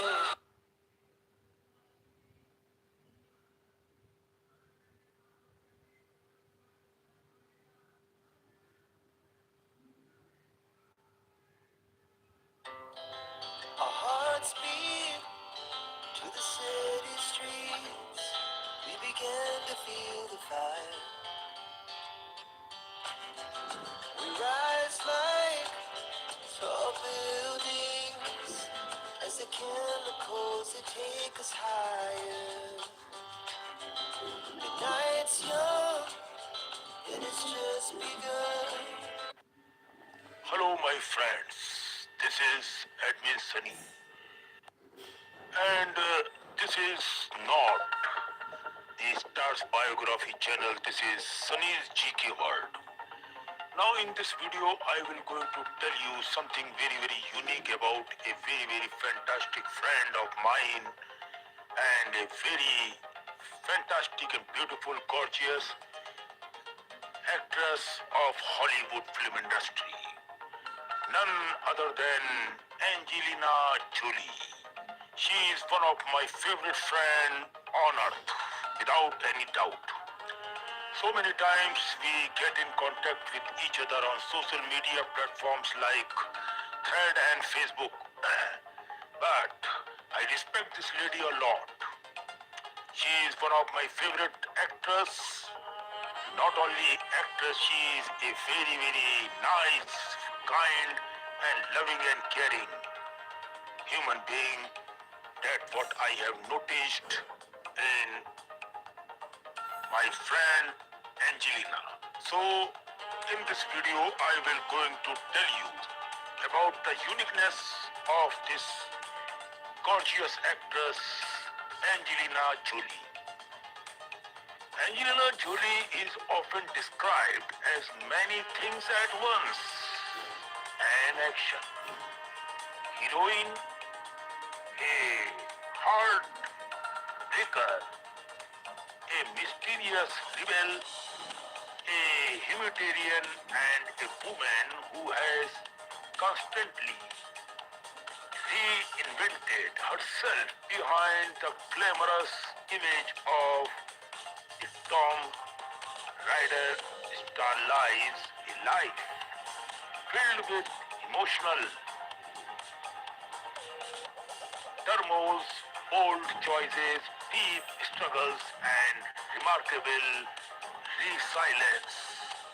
Her journey from a troubled childhood to becoming one of the most influential, you can see, a brilliant and talented woman in the world, is a story of transformation shaped by pain, courage, and self-discovery. Angelina Jolie was born on June 4, 1975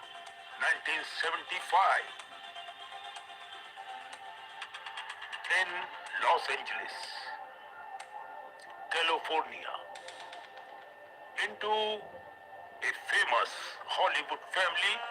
Her father, John Wycott, was already a successful actor, and her mother, Marceline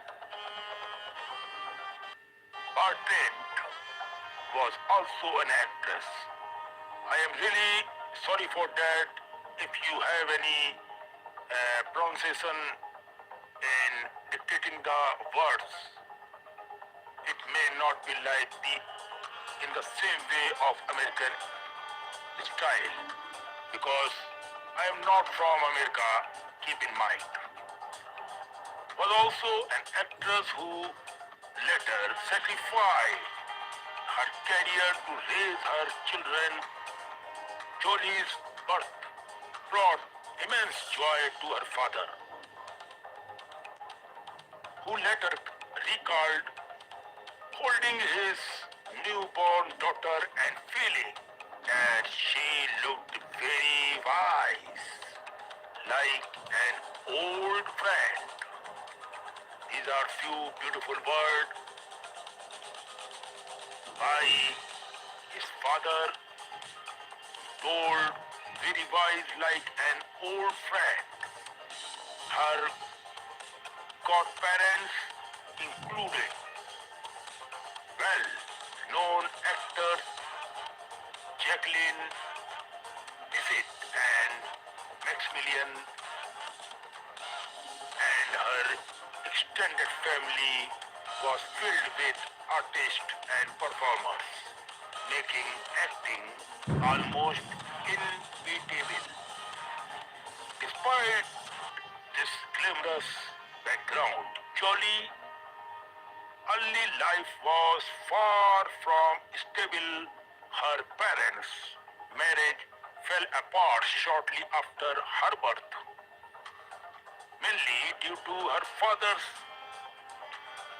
decision when Angela was just 1 year old. Her parents divorced. That was the very bad patch of the life. I am sorry to say, but I don't like all this divorce and all. Once you get got married, you have a child, it's your duty to perform the whole life with each other. Divorce is a dark spot in human's career. As per my choice, I am not interested for all these useless things. It means you are destroying your own life as well as others' life. So this is my rule. But the whole world cannot be motivated by my rule. This is my another rule. And her mother moved away with Angelina, and her brother James Heaven, while John Wogart's career continued to flourish. Marceline devoted herself entirely to raising her children, instilling them independent and emotional openness. Jolie grew up in a relatively liberal household, raised as a Catholic but never forced into strict religious practices.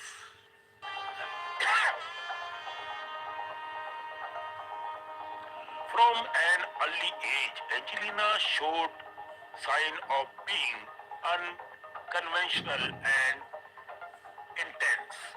She openly spoke later about her early sexual curiosity and rebellious nature, describing herself as a child who constantly got into trouble. Movies played a major role in her childhood as her mother often took her to the cinema.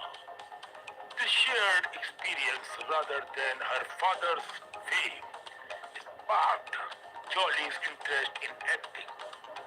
She loved dressing up, performing at home and staging little shows, often when her brother acting as the cameraman. Angelina made her first on-screen appearance at the age of 5 only in the film Looking to Get Out.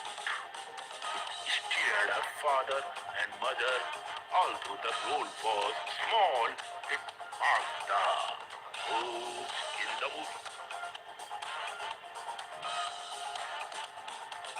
Now, the thing is very important is that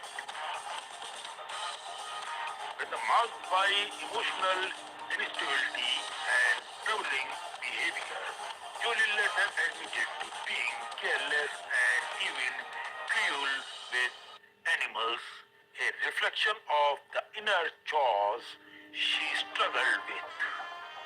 She developed an unusual fascination with knives and weapons, an interest that began at a renaissance, you can say, fair, and followed her into adolescence, sometimes with dangerous consequences. As a teenager, Jolie felt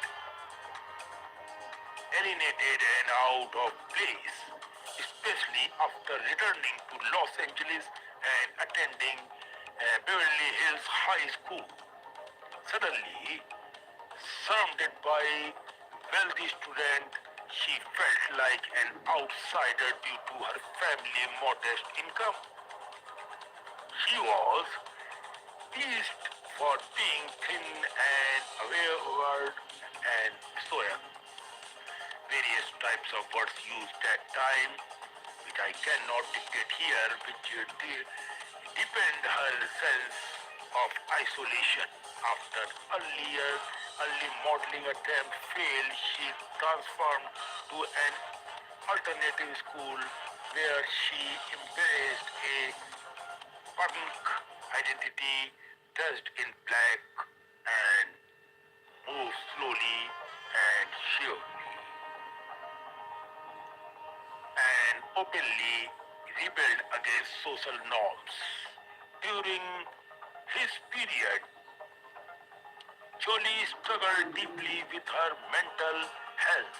She experienced depression, self-harm, and destructive impulses, eventually seeking therapy and receiving a diagnosis related to social psychopathy and tendencies that time.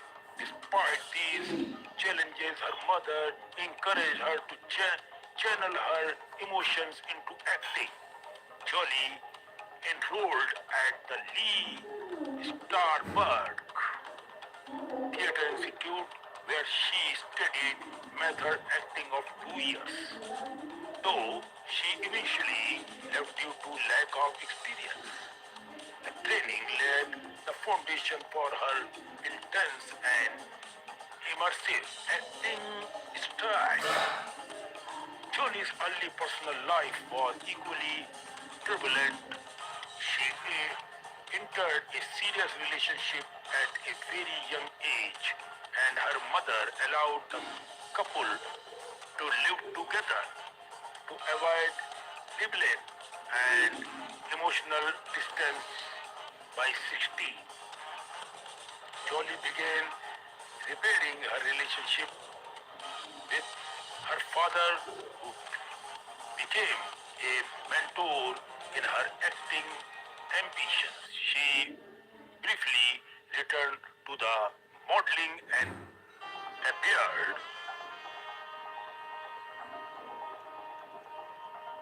in music video and student films, slowly building confidence and exposure.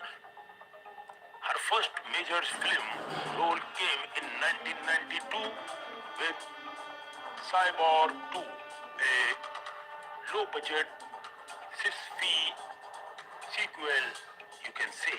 Although she was excited to star in her first Hollywood lead role, but she was deeply disappointed by the final result and later described feeling physically ill after watching it.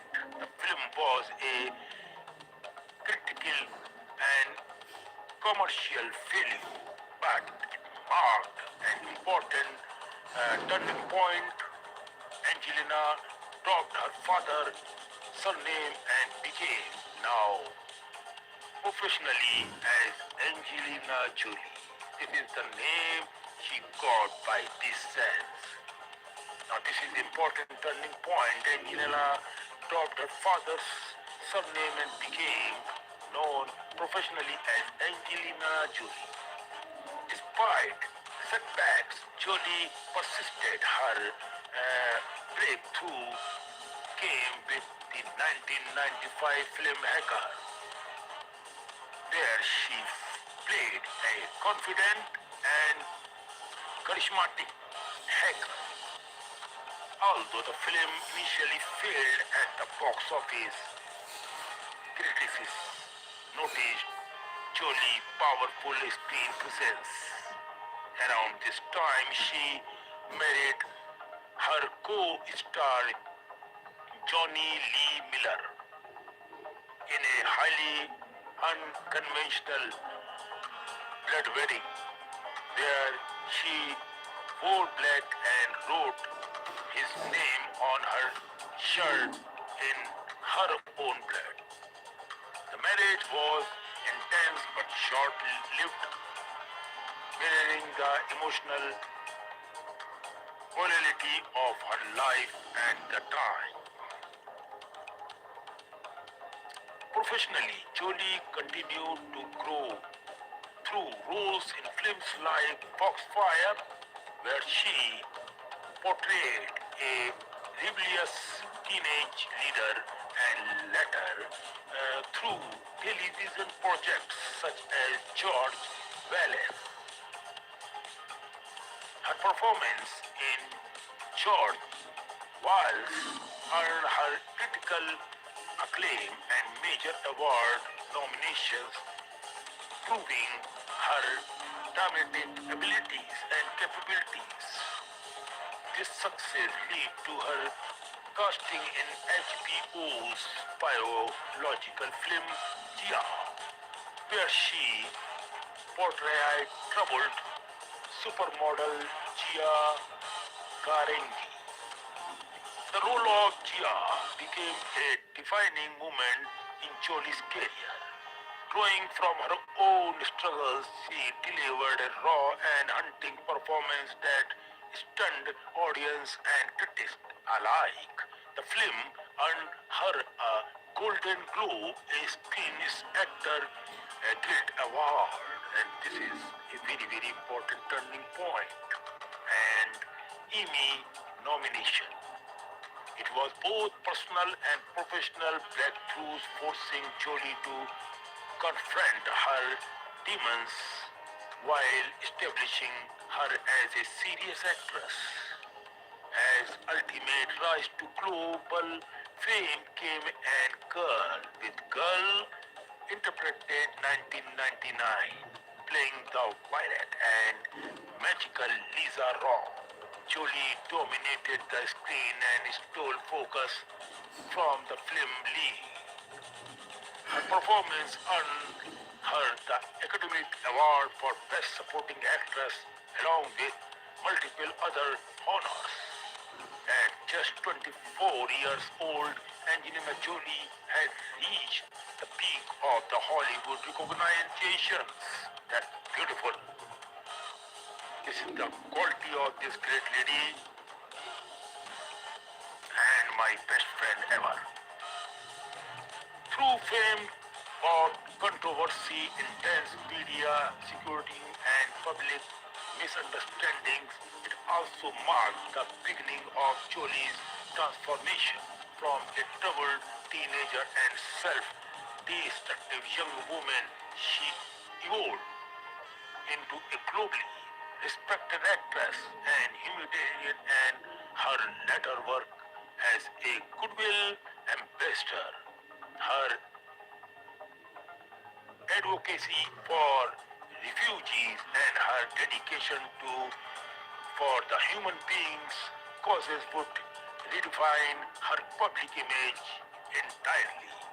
Angela Jolie life story is not one of simple success but of constant struggle throughout the life, and with a heavy high quality courage in Angela I saw myself right now. She is a brilliant, talented and courageous woman on earth. And as a friend, I promise her if whenever she looks this video, I am with you, my lovely friend. Her journey proves that even the most broken beginnings can lead to a profound purpose, and that true strength often comes from facing one's darkest moment head on. So don't you worry, you have to struggle your life. Life is never easy for anyone. So this is some story and realities about this beautiful, gorgeous, talented friend of mine.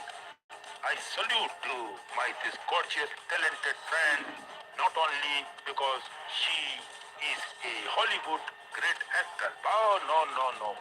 I appreciate because I know her somewhat as a good human being, caring, loving, and thinking woman. She is what I have noticed as a friend of Angela.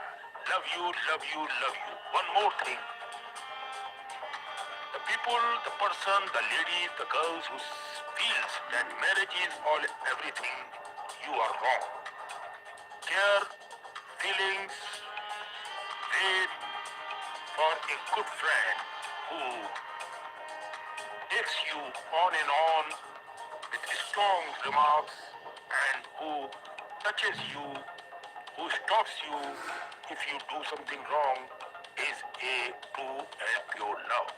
That's what I have for Angelina Jolie. God bless you and always with you. Love you, madam.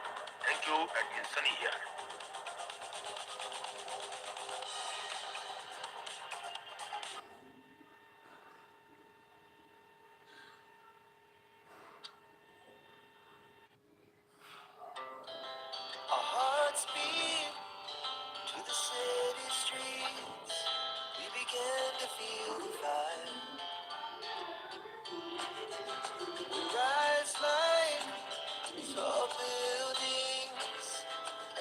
chemicals that take us higher.